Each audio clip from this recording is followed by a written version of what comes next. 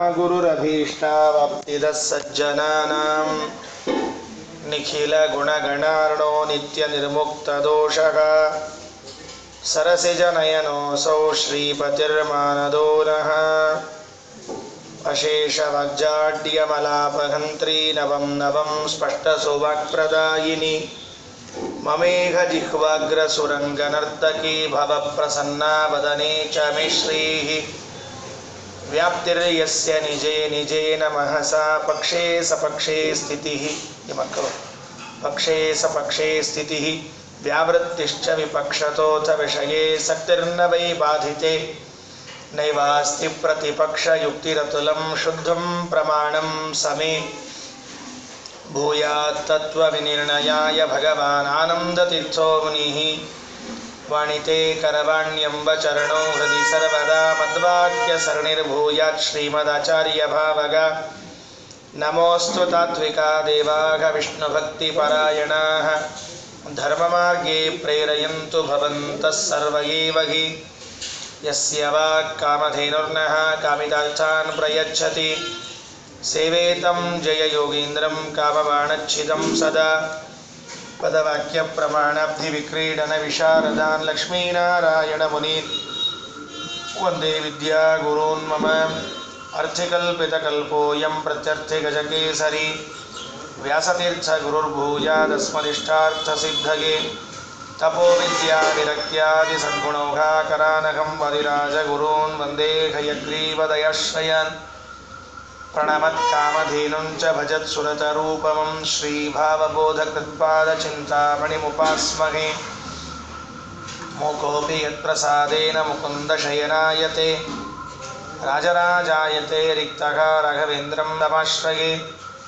आसेतो रातुषा राद्रेः युदिशो जितवान्मुहुः सत्यध्यानगुरुः पातु यतीन्द्रैरविपूजितः सत्याभिज्ञकराब्जोत्थान् पञ्चाशद्वर्षपूजकान् सत्यप्रमोदतीर्थार्यान् नौमिन्यायसुधारतान् बन्धुस्त्वं गुरुरिष्टदैवतमिति त्वत्पादपङ्केरुघं प्राप्तं मां परिपालयेति सततं याचे निबद्धाञ्जलिः चित्तं मद्गुणदोषचिन्तनविधौ नूनं मनं मा कृथाः श्रीसत्यात्मगुरो त्वदङ्घ्रियुगलं हित्वा न मे सद्गतिः वैकुण्ठरामो यं वव्रे स्वयमेव स्वपूजकं रघुप्रियार्ययोगीन्द्रं नौमि सज्ञानसिद्धये वैष्णवोत्तमकुलैः परिभाव्यं वाञ्छितार्थफलदं रमणीयं पापजालपरिहारसमर्थं मुद्गलाङ्घ्रिसरसीरुगमीडे पृथ्वीमण्डलमध्यस्थाः पूर्णबोधमतानुगाः वैष्णवा विष्णुहृदयाः तान् नमस्ये गुरून् मम आपादमौलिपर्यन्तं गुरूणामाकृतिं स्मरेत तेन विघ्नाः प्रणश्यन्ति सिद्ध्यन्ति च मनोरथाः श्रीगुरुभ्यो नमः श्रीमद्विष्णुङ्घ्रिनिष्ठातिगुणगुरुतमः श्रीमदानन्दतीर्थ त्रैलोक्याचार्यपादोज्ज्वलजलजलसत्पांसगोस्मान् पुनन्तु वाचां यत्र प्रणेत्री त्रिभुवनमहिता शारदा शारदेन्दु ज्योत्स्ना भद्रस्मितश्रीधवलितककुहा प्रेमभारं बभार ಸ್ವಸ್ತಿಯಸ್ತು.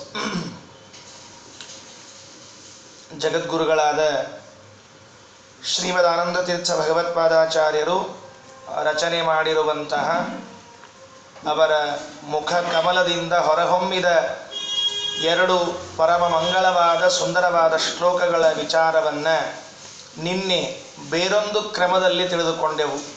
ಶಾಸ್ತ್ರೀಯವಾದ ಕ್ರಮ, ಛಂದಶಾಸ್ತ್ರಜ್ಞರು, ವೇದಾಂತ ಶಾಸ್ತ್ರಿಗಳು ಹಾಗೂ ಅಲಂಕಾರ ಶಾಸ್ತ್ರದವರಿಗೆ ಬೇಕಾಗುವಂತಹ ಕೆಲವು ಕ್ರಮಗಳನ್ನು ನೋಡಿ ಆ ಪದ್ಯಗಳ ಅರ್ಥವನ್ನು ಮಾಡಿಕೊಂಡೆವು. ಮೊದಲಿಗೆ ಪ್ರಾರಂಭ ಮಾಡುವಾಗ ಪಾಂತು ಅಸ್ಮಾನ್ ಅಂತ ಕೇಳಿಕೊಳ್ತಾ ಇದ್ದಾರೆ. ಶ್ರೀಮದಾಚಾರ್ಯರು ನಮ್ಮನ್ನು ದೇವರು ರಕ್ಷಣೆ ಮಾಡಲಿ ಅಂತ ಪ್ರಾರ್ಥನೆಯನ್ನು ಮಾಡಿಕೊಳ್ತಾ ಇದ್ದಾರೆ. ಅದಕ್ಕೆ ಪ್ರಾರ್ಥನಾಯಾಮ್ ಲೋಟ್ ಅಂತ ಕರೀತಾರೆ. ಲೋಟ್ ಲಕಾರ ಅಂತ ಸಂಸ್ಕೃತದಲ್ಲಿ ಬಳಸ್ತಾರೆ. ಭವತು, ಕರೋತು, ಈ ಎಲ್ಲ ತೂಗಳು ಊಕಾರಗಳು ಬಂದಿದ್ದರೆ ಅದನ್ನು ಸಂಸ್ಕೃತದಲ್ಲಿ ಪ್ರಾರ್ಥನಾರ್ಥಕ ಅಂತ ಕರೀತಾರೆ. ಹಾಗಾದರೆ ಪಾಂತು ಅಂತ ಪ್ರಾರ್ಥನೆಯನ್ನು ಮಾಡಿಕೊಳ್ತಾ ಇದ್ದಾರೆ ಶ್ರೀಮದಾಚಾರ್ಯ. ಶ್ರೀಮದಾಚಾರ್ಯರು ತಾವು ಎಂದೂ ದೇವರಲ್ಲಿ ನನ್ನ ರಕ್ಷಣೆ ಮಾಡು ಅಂತ ಪ್ರಾರ್ಥನೆಯೇ ಮಾಡಿಕೊಂಡವರಲ್ಲ. ಹಾಗಿದ್ದಾಗ ಈ ಪ್ರಾರ್ಥನೆಯನ್ನು ಹೇಗೆ ಮಾಡಿದರು ಅಂತ ಒಂದು ಪ್ರಶ್ನೆ ಕೇಳ್ಕೊಳ್ತಾರೆ ಶಾಸ್ತ್ರಕಾರರು. ಈಗ ನಾವು ಕೇಳಿಕೊಂಡ್ರೆ ಸರಿ, ದೇವರು ನಮ್ಮನ್ನು ರಕ್ಷಣೆ ಮಾಡಲಿ ಅಂತ ಕೇಳಿಕೊಳ್ಳೋದು ನಮ್ಮ ಯೋಗ್ಯತೆಗೆ ಸರಿದಾದದ್ದು. ಯಾಕೆ ಅಂದರೆ ನಾವೆಲ್ಲ ಭಯದಲ್ಲಿ ಇದ್ದವರು, ಅಜ್ಞಾನದಲ್ಲಿ ಇದ್ದವರು. ಎಲ್ಲಿ ಭಯವೋ ಅಲ್ಲಿ ಅಜ್ಞಾನ, ಎಲ್ಲಿ ಅಜ್ಞಾನ ಅಲ್ಲಿ ಭಯ ಅನ್ನುವಂತಹದ್ದು ಸರಳವಾದ ವ್ಯಾಪ್ತಿ. ನಾವು ದೇವರನ್ನು ರಕ್ಷಿಸು ಅಂತ ಕೇಳಬೇಕಾದ್ರೆ ನಮಗೊಂದು ಭಯ ಇದೆ. ಯಾಕೆ ಅಂದರೆ ದೇವರು ನಮ್ಮನ್ನು ರಕ್ಷಿಸ್ತಾನೋ ಇಲ್ವೋ ಎಂಬ ಅಜ್ಞಾನ ಇದೆ. ಆ ಅಜ್ಞಾನ ಇದ್ದದ್ದಕ್ಕಾಗಿ ನಾವು ದೇವರ ಹತ್ರ ರಕ್ಷಿಸು ಅಂತ ಕೇಳಬಹುದು. ಶ್ರೀಮದಾಚಾರ್ಯರಿಗೆ, ಸರ್ವಜ್ಞರಾದ ಅವರಿಗೆ ರಕ್ಷಿಸು ಅಂತ ಕೇಳುವಂತಹ ಅವಶ್ಯಕತೆ ಏನಿದೆ? ಇಲ್ಲ, ಅವರು ತಮ್ಮ ಸಲುವಾಗಿ ಕೇಳಿಕೊಂಡದ್ದೇ ಅಲ್ಲ. ಮತ್ತೆ ಯಾರ ಸಲುವಾಗಿ ಕೇಳಿದ್ದು? ನಮ್ಮ ಸಲುವಾಗಿ ಕೇಳಿದ್ದು. ಕೆಲವೊಮ್ಮೆ ಹೀಗೆ ಹೇಳ್ತಿರ್ತಾರೆ, ಹೀಗೊಂದು ಉತ್ತರ ಹೇಳ್ತಿರ್ತಾರೆ, ಅವ್ರು ತಮ್ಮ ಸಲುವಾಗಿ ಕೇಳ್ಕೊಂಡಿಲ್ರಿ, ಎಲ್ಲ ನಮ್ಮ ಸಲುವಾಗಿ ಕೇಳ್ಯಾರ, ನಾವು ಶಿಷ್ಯರಿದ್ದೀವಲ್ಲ, ನಮ್ಮಂತಹ ಶಿಷ್ಯರಿಗಾಗಿ ರಕ್ಷಣೆ ಮಾಡು ಅಂತ ಕೇಳಿಕೊಂಡಿದ್ದಾರೆ, ತಾವು ಸ್ವಂತಕ್ಕಾಗಿ ಕೇಳಿಕೊಂಡಿಲ್ಲ. ನಮಗೆ ರಕ್ಷಣೆ ಮಾಡು ಅಂತ ಕೇಳಿಕೊಳ್ಳುವುದಾದರೂ ನಾವು ಕೇಳಿಕೊಳ್ಳುತ್ತೇವೆ ಅಂತ ಇಟ್ಕೊಳ್ಳೋಣ. ನಮ್ಮ ಸಲುವಾಗಿ ಕೇಳಿದ್ದಾರೆ ಎನ್ನುವ ಮಾತನ್ನು ಒಪ್ಪಿಕೊಂಡು ಹೋಗೋಣ. ಶ್ರೀಮದಾಚಾರ್ಯರು ತಮಗಾಗಿ ಕೇಳಿಲ್ಲ, ನಮಗಾಗಿ ಕೇಳಿದ್ದಾರೆ ಅಂತ ಅನ್ನುವ ಮಾತನ್ನು ಇಟ್ಟುಕೊಂಡ್ರು. ನಾವು ದೇವರಲ್ಲಿ ರಕ್ಷಣೆ ಮಾಡು ಅಂತ ಕೇಳ್ತೀವಿ ಅಂದ್ರೆ ಅರ್ಥ ಹಾಗಾದ್ರೆ ಈಗ ರಕ್ಷಣೆ ಮಾಡ್ತಿಲ್ಲ ಅನ್ನುವ ಅರ್ಥ ಬರ್ತದೆ. ನಾವೇನು ಕೇಳಿದ್ವಿ ದೇವರಿಗೆ? ದೇವರೇ ರಕ್ಷಣೆ ಮಾಡು. ಹಂಗಾರೆ ಇಷ್ಟೋ ತನಕ ಏನು ಮಾಡಿದ್ರು? ರಕ್ಷಣೆ ಮಾಡಿದ್ನೋ ಇಲ್ಲೋ ಅನ್ನುವ ಪ್ರಶ್ನೆ ಬರ್ತದೆ. ನಮ್ಮ ಗುರುಗಳು ಒಂದು ತಮಾಷೆ ಮಾಡ್ತಿದ್ರು. ಯಾರೋ ಆಚಾರ್ಯರಿಗೆ ಕೇಳಿದ್ರಂತ, ಆಚಾರ್ಯ ನಿಮ್ಮ ಹೆಂಡತಿ ಹೊಡಿತಿದ್ಲಲ್ಲ, ಹೊಡೆಯೋದು ಬಿಟ್ಟಾಳೋ ಇಲ್ಲೋ ಅಂತ ಕೇಳಿದ್ರಂತ. ಯಾರು ಏನು ಉತ್ತರ ಹೇಳ್ಬೇಕು ಹೇಳಿ ನೋಡಂತ. ನಿಮ್ಮ ಹೆಂಡತಿ ಹೊಡಿತಾ ಇದ್ಲು, ಬಿಟ್ಟಾಳೋ ಇಲ್ಲೋ ಅಲ್ಲ. ಬಿಟ್ಟಾಳಂದ್ರೆ ಇಷ್ಟು ದಿವಸ ಹೊಡಿತಿದ್ಲು ಅಂತ ಅರ್ಥ, ಬಿಟ್ಟಿಲ್ಲ ಅಂದರೆ ಇನ್ನೂ ಹೊಡಿತಾಳಂತ ಅರ್ಥ. ಹೆಂಗೆ ಸಮಸ್ಯೆ ಇದೆ ನೋಡ್ಕೊಳ್ರಿ.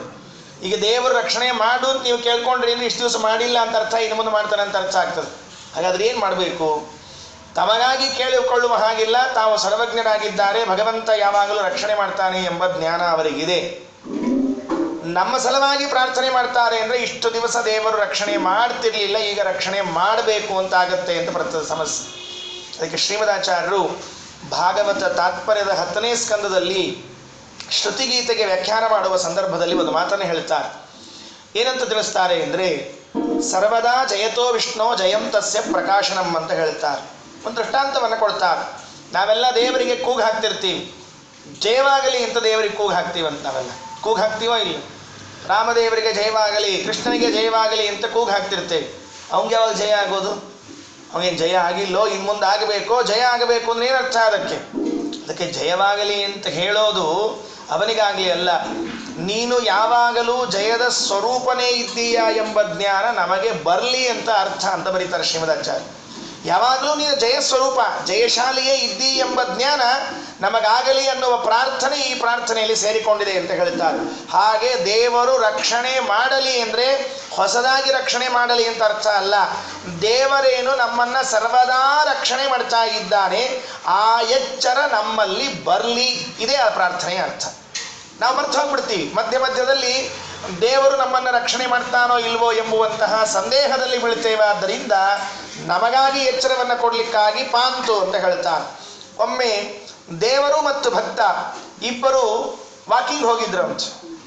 ದೇವರು ಭಕ್ತ ಇಬ್ಬರು ವಾಕಿಂಗ್ ಹೋಗಿದ್ರಂತೆ.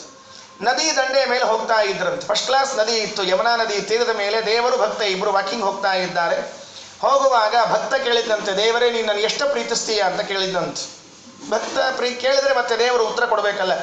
ನೀನು ಏನು ಚಿಂತೆ ಮಾಡಬೇಡ, ಸರ್ವದಾ ನಿನ್ನ ಜೊತೆಗೆ ಇರ್ತೀನಿ, ನಿನ್ನನ್ನು ತುಂಬ ಪ್ರೀತಿಸ್ತೀನಿ, ನಿನಗೆ ಕಷ್ಟ ಬರಲಿ ಕಾರ್ಪಣ್ಯಗಳು ಬರಲಿ ಯಾವಾಗಲೂ ನಾನು ಜೊತೆಗಿರ್ತೀನಿ, ನಿನ್ನನ್ನು ಬಿಟ್ಟು ನಾನು ಆಚೆ ಈಚೆ ಸರಿಯೋದಿಲ್ಲ ಅಂತ ದೇವರ ಮಾತು ಹೇಳಿದಂತೆ. ಭಾಳ ಸಂತೋಷ ಆಯ್ತು ಭಕ್ತನಿಗೆ. ಅಂತೂ ಅಡ್ಡಿ ಇಲ್ಲಪ್ಪ, ದೇವರು ನಮ್ಮನ್ನು ಇಷ್ಟು ಪ್ರೀತಿಸ್ತಾನೆ ಅಂತ ಸಂತೋಷಪಟ್ಟು ಒಂದು 10 ಹೆಜ್ಜೆ ಹೋಗ್ತಾನೆ. ದೇವರು ಕಾಣಿಸೇ ಇಲ್ಲ. ಮುಂದೊಂದು 10-20 ಹೆಜ್ಜೆ ಆದಮೇಲೆ ಮತ್ತೆ ದೇವರು ಬಂದ. ಆ ಭಕ್ತ ಕೇಳಿದ, ಸ್ವಾಮಿ ಏನಿದೆ ಎಲ್ಲರ ಆಶ್ಚರ್ಯ ಅಂದ. ಯಾಕೋ ಏನಾಯಿತು ಅಂದು. ನೀ ಏನು ಹೇಳಿದ್ದಿ? ನಿನ್ನ ಜೊತೆಗೇ ಇರ್ತೀನಿ, ಯಾವಾಗಲೂ ನೀನು ಬಿಟ್ಟು ಹೋಗೋದಿಲ್ಲ ಅಂತ ಹೇಳಿದ್ದಿ, ಇಷ್ಟೊತ್ತು ಎಲ್ಲಿ ಹೋಗಿದ್ದಿ ಅಂತ ಕೇಳಿದ್ನಂತೆ. ಆಗ ದೇವರು ಕೇಳಿದಂತೆ ಭಕ್ತನಿಗೆ, ನಾನು ಹೋಗಿದ್ದೆ ಅಂತ ನಿನಗೆ ಹೇಗೆ ಗೊತ್ತಾಯಿತು, ಮೊದಲು ಅದನ್ನು ಹೇಳು ಅಂತ ಕೇಳಿದಂತೆ. ಭಕ್ತ ಬುದ್ಧಿವಂತ ದೇವರಿಗಿಂತ. ಏನು ಸ್ವಾಮಿ ಅಷ್ಟು ತಿಳುವಳಿಕೆ ಇಲ್ವೇ ನಮಗೆ? ನದಿ ದಂಡಿ ಮೇಲೆ ಹೊಂಟೀವಿ, ಇಬ್ರು ಹೊಂಟೀವಿ ಅಂದಮೇಲೆ 4 ಕಾಲು ನೋಡು, ಕಾಲಿನ ಚಿಹ್ನೆ ಎಷ್ಟು ಮೂಡ್ಯಾವ ನೋಡಲ್ಲಿ. ಅಲ್ಲಿಂದ ಇಲ್ಲಿ ಬರಬೇಕಾದ್ರೆ 4 ಕಾಲು ಮೂಡ್ಯಾವ, ಇಲ್ಲಿಂದ ಇಲ್ಲಿಗೆ ಬರಬೇಕಾದ್ರೆ 2 ಕಾಲಿನ ಚಿಹ್ನೆ ಅವ. ಹಂಗಾರೆ 2 ಕಾಲಿನ ಚಿಹ್ನೆ ಇಲ್ಲ ಅಂದ್ರೆ ನೀ ಹೋಗಿ ಅಂತ ಅರ್ಥ ಹೌದಿಲ್ಲ. ನೋಡು ಮುಂದೆ ಇಲ್ಲಿ 4 ಚಿಹ್ನೆ ಶುರುವಾದವು, ಹಂಗಾರೆ ನೀ ಮತ್ತೆ ಬಂದಿ ಅಂತ ಅರ್ಥ ಇಲ್ಲೋ ಅಂತ ಹೇಳಿ ಭಕ್ತ ತನ್ನ ದೇವರು ಕಂಡಿಲ್ಲ ಎಂಬುದಕ್ಕೆ ವಾಕ್ಯಾರ್ಥವನ್ನು ಮಾಡ್ತಾನೆ. ದೇವರಂದ ಭಲೆ ಭಲೆ ಅಂದ, ಏನು ಹೇಳಿದೆ ಇನ್ನೊಂದು ಸರ್ತಿ ಹೇಳು ಅಂದ. ಅಲ್ಲಿಂದ ಇಲ್ಲಿಯವರೆಗೆ 4 ಹೆಜ್ಜೆಗಳು ಕಂಡಿವೆ, ಮಧ್ಯದಲ್ಲಿ 2 ಹೆಜ್ಜೆಗಳಿವೆ. ಉಸುಕಿನಲ್ಲಿ ಮೂಡ್ತದೆ, ಅದು ನದಿ ತೀರದ ಆದ್ರಿಂದ ಉಸುಕಿನಲ್ಲಿ ಮೂಡ್ತದೆ. ಮುಂದೆ ನೋಡು, ಅಲ್ಲಿ ಮಾತ್ರ 4 ಕಾಣಿಸ್ತಾ ಇದೆ, ಇಲ್ಲಿ ಮಧ್ಯದಲ್ಲಿ 2 ಕಾಣಿಸ್ತಾ ಇದೆ. ನೀನಂದಿ ಯಾವಾಗಲೂ ಜೊತೆಗಿರ್ತಿ ಅಂದಿದ್ದಿ, ಈ ಇಷ್ಟು ಹೆಜ್ಜೆ ಒಳಗೆ ಎಲ್ಲಿ ಹೋಗಿದ್ದಿ ಅಂತ ಕೇಳಿದ್ನಂತ. ಅದಕ್ಕೆ ದೇವ್ರ ಪ್ರಶ್ನೆ ಕೇಳಿದ್ನಂತ, ಆ ಹೆಜ್ಜೆ ಯಾರು ಅಂತ ತಿಳ್ಕೊಂಡೆ ಅಂತ ಕೇಳಿದ್ನಂತ. ನನ್ನವು ಅನ್ನಂತ. ಅಲ್ಲ, ಅವು ನನ್ನವು ಅಂತಂತ ದೇವರು. ನಿನ್ನವ ಮತ್ತು ನನ್ನ ಎಲ್ಲಿ ಹೋದು ಅಂತ ಕೇಳಿದಂತ. ನೀ ಹೆಜ್ಜೆ ಇಡೋ ಪ್ರಸಂಗ ಇದ್ದಿದ್ದಿಲ್ಲ, ನಿನ್ನ ನಾ ಎತ್ಕೊಂಡಿದ್ದೆ, ಅದಕ್ಕೆ ಅವು 2 ಹೆಜ್ಜೆ ನಾನು ಮೂಡ್ಯಾವ ಅಂತ ಹೇಳಿದಂತ. ಯಾಕೆ ಅಂತ ಕೇಳಿದಂತ, ನಿನಗಿಷ್ಟು ಕಷ್ಟ ಇತ್ತಲ್ಲ, ನಿನಗೆ ತೆಳಗೆ ಇಳಿಸಿದ್ರೆ ನೀ ಸತ್ತೇ ಹೋಗ್ತಿದ್ದೆ, ಅದಕ್ಕೆ ನೀನು ಇಳಿಸಬಾರ್ದು ಅಂತ ನಾನೇ ಎತ್ಕೊಂಡು ನನ್ನ ಹೆಜ್ಜೆ ಮೂಡಿಸಿ ನೀನು ಹೆಜ್ಜೆ ಮೂಡ್ಲಿಕ್ಕೂ ಬಿಟ್ಟಿಲ್ಲ ಅಂತ ದೇವರು ಹೇಳಿದಂತ. ಅದಕ್ಕಾಗಿ ದೇವರು ನಮ್ಮನ್ನು ಎಷ್ಟು ರಕ್ಷಣೆ ಮಾಡ್ತಾನೆ ಅಂದರೆ ಇಷ್ಟು ರಕ್ಷಣೆ ಮಾಡ್ತಾನೆ. ಕ್ಷಣ ಕ್ಷಣದಲ್ಲೂ ನಮ್ಮ ಜೊತೆಗೇ ಇರ್ತಾನೆ ವಿನಃ ಎಲ್ಲೆಲ್ಲೂ ಹೋಗೋದಿಲ್ಲ ಭಗವಂತ. ನಾವು ಮರ್ತು ಬಿಟ್ಟಿರ್ತೇವೆ, ದೇವರು ಬಿಟ್ಟು ಹೋಗ್ಬಿಟ್ಟ, ರಕ್ಷಣೆ ಮಾಡಲಿಲ್ಲ, ಅನಾಥರಾಗಿ ಬಿಟ್ಟೆವು, ಕಷ್ಟದಲ್ಲಿ ಸಿಕ್ಕಾಕೊಂಡಿವು ಅಂತ ತಿಳ್ಕೊಳ್ತೇವೆ. ಸರ್ವಾತ್ಮನ ಹಾಗೆ ತಿಳಿಬೇಡ್ರಿ. ಅದಕ್ಕೆ ಆಚಾರ್ಯರಂತಾನೆ, ಪಾನ್ ತ್ವಸ್ಮಾನ್ ಪುರುಹೂತ ವೈರಿ ಬಲವನ್ ಮಾತಂಗಮಾದ್ಯದ್ಘಟ ಕುಂಭೋಚ್ಚಾದ್ರಿ ವಿಪಾಟನಾದಿ ಕಪಟು ಪ್ರತ್ಯೇಕ ವಜ್ರಾಯಿತಾಗ ಶ್ರೀಮತ್ಕಂಠೀರವಾಸ್ಯ ಪ್ರತತ ಸುನಕರಾಧಾರಿತ ರಾತಿ ದೂರ ಪ್ರಧ್ವಸ್ತಧ್ವಾಂತ ಶಾಂತ ಪ್ರವಿತತ ಮನಸ ಭಾವಿತಾನಾಕಿ ವೃಂದೈಹಿ. ಪಾಂತು, ನೀನು ನಮ್ಮ ರಕ್ಷಣೆಯನ್ನು ಮಾಡ್ತೀಯ, ರಕ್ಷಣೆಯನ್ನು ಮಾಡ್ತೀಯ ಎಂಬ ಜ್ಞಾನ ಸರ್ವದಾ ಎಚ್ಚರದಲ್ಲಿ ಇರಲಿ ನಮಗೆ.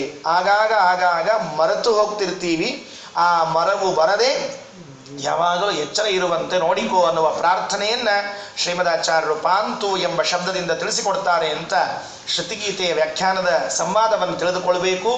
ಅದಾದ ಮೇಲೆ ಇವತ್ತು ಮುಂದೆ ತ್ರಿವಿಕ್ರಮ ಪಂಡಿತರ ಗ್ರಂಥ ಪರಮ ಸುಂದರವಾದ ವಾಯುಸ್ತುತಿಯನ್ನು ಚಿಂತನೆ ಮಾಡಬೇಕು.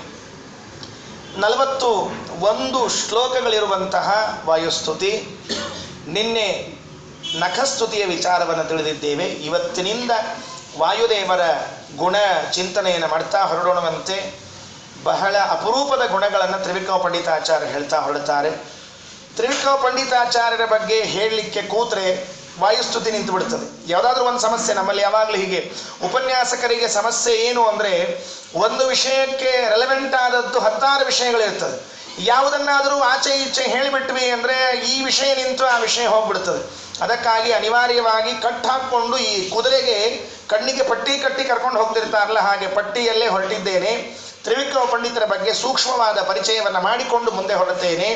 ತಮೋನುದಾನಂದಮವಾಪಲೋಕಸ್ತತ್ವ ಪ್ರದೀಪ ಕೃತಿಗೋ ಗಣೇನ ಯದಸ್ಯ ಶೀತಾನ್ ಶುಭವಾ ಗುರುಸ್ತಾನ್ ತ್ರಿವಿಕ್ರಮಾರ್ಯಾನ್ ಪ್ರಣಮಾಮಿ ವರ್ಯಾನ್. ನಾರಾಯಣ ಪಂಡಿತಾಚಾರ್ಯರು ತ್ರಿವಿಕ್ರಮ ಪಂಡಿತಾಚಾರ್ಯ ಸ್ತೋತ್ರ ಮಾಡ್ತಾರೆ. ಮರ್ತೋಗ್ಬಿಡ್ತೀವಿ ನಾವೆಲ್ಲ. ಇಲ್ಲೊಂದು ತ್ರಿವಿಕ್ರಮ ಪಂಡಿತರ ಸ್ತೋತ್ರ ಇದೆ ಅಂತೆ ಮರ್ತೋಗಿದ್ದೆವು. ಸುಮಧ್ವ ವಿಜಯದಲ್ಲಿ ತ್ರಿವಿಕ್ರಮ ಪಂಡಿತಾಚಾರ್ಯ ಪರಮ ಸುಂದರವಾದ ಸ್ತೋತ್ರವನ್ನು ಮಾಡ್ತಾರೆ. ತತ್ವ ಪ್ರದೀಪ ಕೃತಿಗೋ ಗಣೇನ ಯದಾಸ್ಯ ಶೀತಂ ಶುಭುವಾ ಗುರುಸ್ತಾನ್. ತ್ರಿವಿಕ್ರಮ ಪಂಡಿತಾಚಾರ್ಯರು ರಚನೆ ಮಾಡಿರುವಂತಹ ಪರಮಾದ್ಭುತವಾದ ಗ್ರಂಥ ಅದು ತತ್ವ ಪ್ರದೀಪ ಎಂಬುವಂತಹ ಗ್ರಂಥ. ಅವರದ್ದು ಅನೇಕ ಗ್ರಂಥಗಳಿವೆ. 1-2 ಗ್ರಂಥಗಳ ಪರಿಚಯವನ್ನು ಮಾಡಿಸಿ ವಾಯುಸ್ತುತಿಯಲ್ಲಿ ಪ್ರವೇಶ ಮಾಡ್ತೇನೆ. ಮೊದಲನೆಯದ್ದು ತತ್ವ ಪ್ರದೀಪ, ಶ್ರೇಷ್ಠವಾದ ಗ್ರಂಥ. ಯಾಕೆ ಅದು ಶ್ರೇಷ್ಠ ಅಂತ ಹೇಳಿದರೆ ಕಾರಣ, ಶ್ರೀಮದಾಚಾರ್ಯರು ತ್ರಿವಿಕ್ರಮ ಪಂಡಿತರನ್ನ ಕರೆದು ಬಾಯಿಲಿ ಅಂತ ಹೇಳಿ ಕರೆದು ತ್ರಿವಿಕ್ರಮ ಪಂಡಿತಾಚಾರ್ಯರು ಬಂದಾಗ ನನ್ನ ಭಾಷ್ಯಕ್ಕೆ ನೀನು ವ್ಯಾಖ್ಯಾನವನ್ನು ಬರೀಬೇಕು ಅಂತ ಆಜ್ಞೆಯನ್ನು ಮಾಡ್ತಾರೆ. ಯಾರಿಗೆ ಬೇರೆಯವರಿಗೆ ಆಜ್ಞೆಯನ್ನು ಮಾಡಲಿಲ್ಲ. ಬೇಕಾದಷ್ಟು ಜನ ಇದ್ರೆ ಅವತ್ತಿನ ಕಾಲಕ್ಕೆ ಶ್ರೀಮದಾಚಾರ್ಯ ಶಿಷ್ಯರು.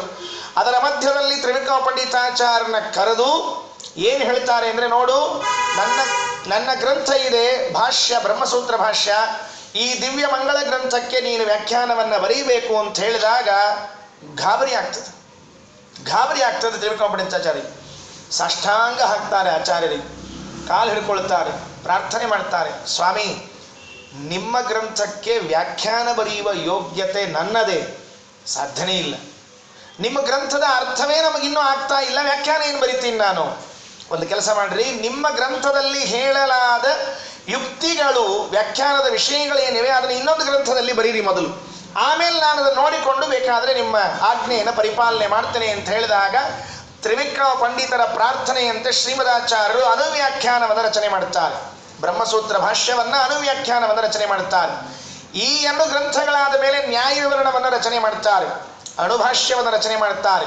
ಈ 4 ಗ್ರಂಥಗಳನ್ನು ಇಟ್ಟುಕೊಂಡು ತ್ರಿವಿಕ್ರಮ ಪಂಡಿತಾಚಾರ್ಯರು ತತ್ವಪ್ರದೀಪ ಎಂಬುವಂತಹ ಸುಂದರವಾದ ವ್ಯಾಖ್ಯಾನವನ್ನು ಮಾಡುತ್ತಾರೆ.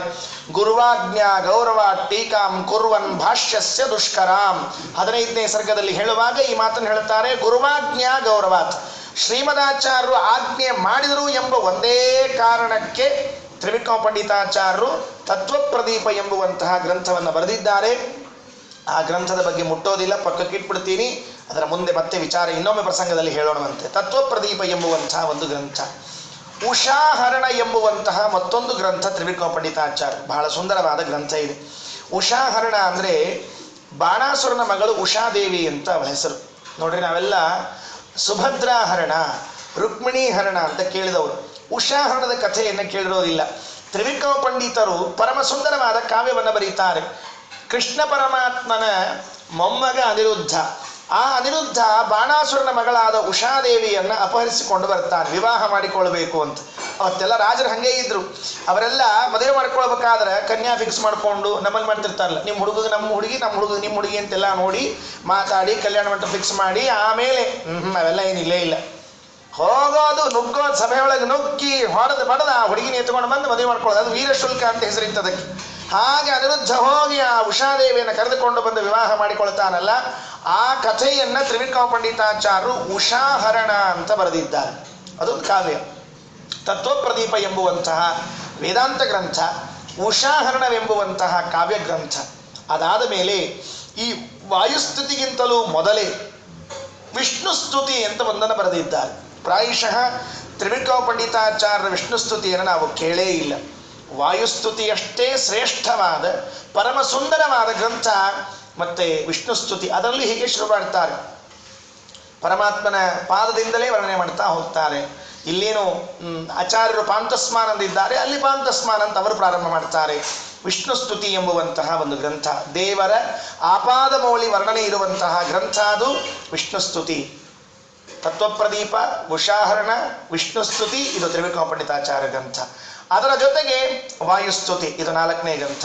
ಅದರ ಜೊತೆಗೆ ಮಧ್ವಾಷ್ಟಕ ಎಂಬುವಂತಹ ಮತ್ತೊಂದು ಗ್ರಂಥ, 5ನೇ ಗ್ರಂಥ ತ್ರಿವಿಕ್ರಮ ಪಂಡಿತಾಚಾರ್ಯ ರಚನೆ ಮಾಡಿರುವಂತಹದ್ದು. 5 ಕೃತಿಗಳು ಸದ್ಯಕ್ಕೆ ನಮಗೆ ಉಪಲಬ್ಧ ಇರುವ ತ್ರಿವಿಕ್ರಮ ಪಂಡಿತಾಚಾರ್ಯ ಕೃತಿಗಳು. ಅದಾದ ನಂತರ ಅವರ ಮಕ್ಕಳು ನಾರಾಯಣ ಪಂಡಿತಾಚಾರ್ಯರು, ತ್ರಿವಿಕ್ರಮ ಪಂಡಿತಾಚಾರ್ಯರ ತಮ್ಮಂದಿರು ಶಂಕರ ಪಂಡಿತಾಚಾರ್ಯರು ಅನೇಕ ಗ್ರಂಥಗಳನ್ನು ಬರೆದಿದ್ದಾರೆ. ಅಂತೂ ಶ್ರೀಮದಾಚಾರ್ಯರ ಸಾಕ್ಷಾತ್ ಪರಂಪರೆಯ ಶಿಷ್ಯರ ಗ್ರಂಥಗಳು ಬೇಕಾದಷ್ಟಿದೆ. ತ್ರಿವಿಕ್ರಮ ಪಂಡಿತಾಚಾರ್ಯರ ಗ್ರಂಥಗಳಲ್ಲಿ ವಿಷ್ಣು ಸ್ತುತಿ, ವಾಯುಸ್ತುತಿ, ಉಷಾಹರಣ, ಮಧ್ವಾಷ್ಟಕ ಎಂಬುವಂತಹ 4 ಗ್ರಂಥಗಳು ಸ್ತೋತ್ರ ಕಾವ್ಯ, ಮಂತ್ರ ಕಾವ್ಯಗಳಾಗಿ ನಿಂತುಕೊಳ್ಳುತ್ತದೆ. ತತ್ವಪ್ರದೀಪ ಎಂಬುವಂತಹದ್ದು ಶ್ರೀಮದಾಚಾರ್ಯರ ಭಾಷ್ಯಕ್ಕೆ ನೇರವಾದ ವ್ಯಾಖ್ಯಾನ ಆಗಿದೆ. ಇಷ್ಟು ತ್ರಿವಿಕ್ರಮ ಪಂಡಿತಾಚಾರ್ಯರ ಗ್ರಂಥ ರಚನೆಯ ಸಂಗ್ರಹ. ಅದನ್ನು ಹೇಳಿಕೊಂಡು ಮುಂದೆ ವಾಯುಸ್ತುತಿಯ ಬಗ್ಗೆ ವಾದಿರಾಜ ಸ್ವಾಮಿಗಳು ಆಡುವಂತಹ ದಿವ್ಯವಾದ ಮಾತು. ನಾವೆಲ್ಲ ವಾದಿರಾಜ ಸ್ವಾಮಿಗಳ ಬಗ್ಗೆ ಬಹಳಷ್ಟು ಗೌರವಾದರವನ್ನು ಇಟ್ಕೊಂಡವರು. ಯಾಕೆ ಅಂದರೆ ಶ್ರೀಮದಾಚಾರ್ಯರ ತರುವಾಯ ಉಡುಪಿಯಲ್ಲಿ ಕ್ರಾಂತಿಯನ್ನು ಮಾಡಿ ಪರ್ಯಾಯದ ವ್ಯವಸ್ಥೆಯನ್ನೇ ಬದಲಾವಣೆ ಮಾಡಿ ಹೊಸ ರೂಪವನ್ನು ಕೊಟ್ಟವರು ವಾದಿರಾಜ ಸ್ವಾಮಿಗಳು. ಆಚಾರ್ಯರ ತರುವಾಯ ಅಷ್ಟು ಪ್ರಬಲರಾಗಿ ಆ ಇಡೀ ಪದ್ಧತಿಯನ್ನೇ ವ್ಯತ್ಯಾಸ ಮಾಡಬೇಕು ಅಂತ ಹೊರಟವರು ವಾದಿರಾಜ ಸ್ವಾಮಿಗಳು. ಆ ವಾದಿರಾಜ ತೀರ್ಥರು ಮಹಾಭಾರತದ ತಾತ್ಪರ್ಯ ನಿರ್ಣಯದ ವ್ಯಾಖ್ಯಾನದ ಕೊನೆಯಲ್ಲಿ ಒಂದು ಮಾತನ್ನು ಹೇಳುತ್ತಾರೆ. ಮಾಧ್ವಗ್ರಂಥಸ್ಯಾಭಿಸಂಧಿಂ ವಿದುರ್ದೇವ ನ ದಾನವಾಹ.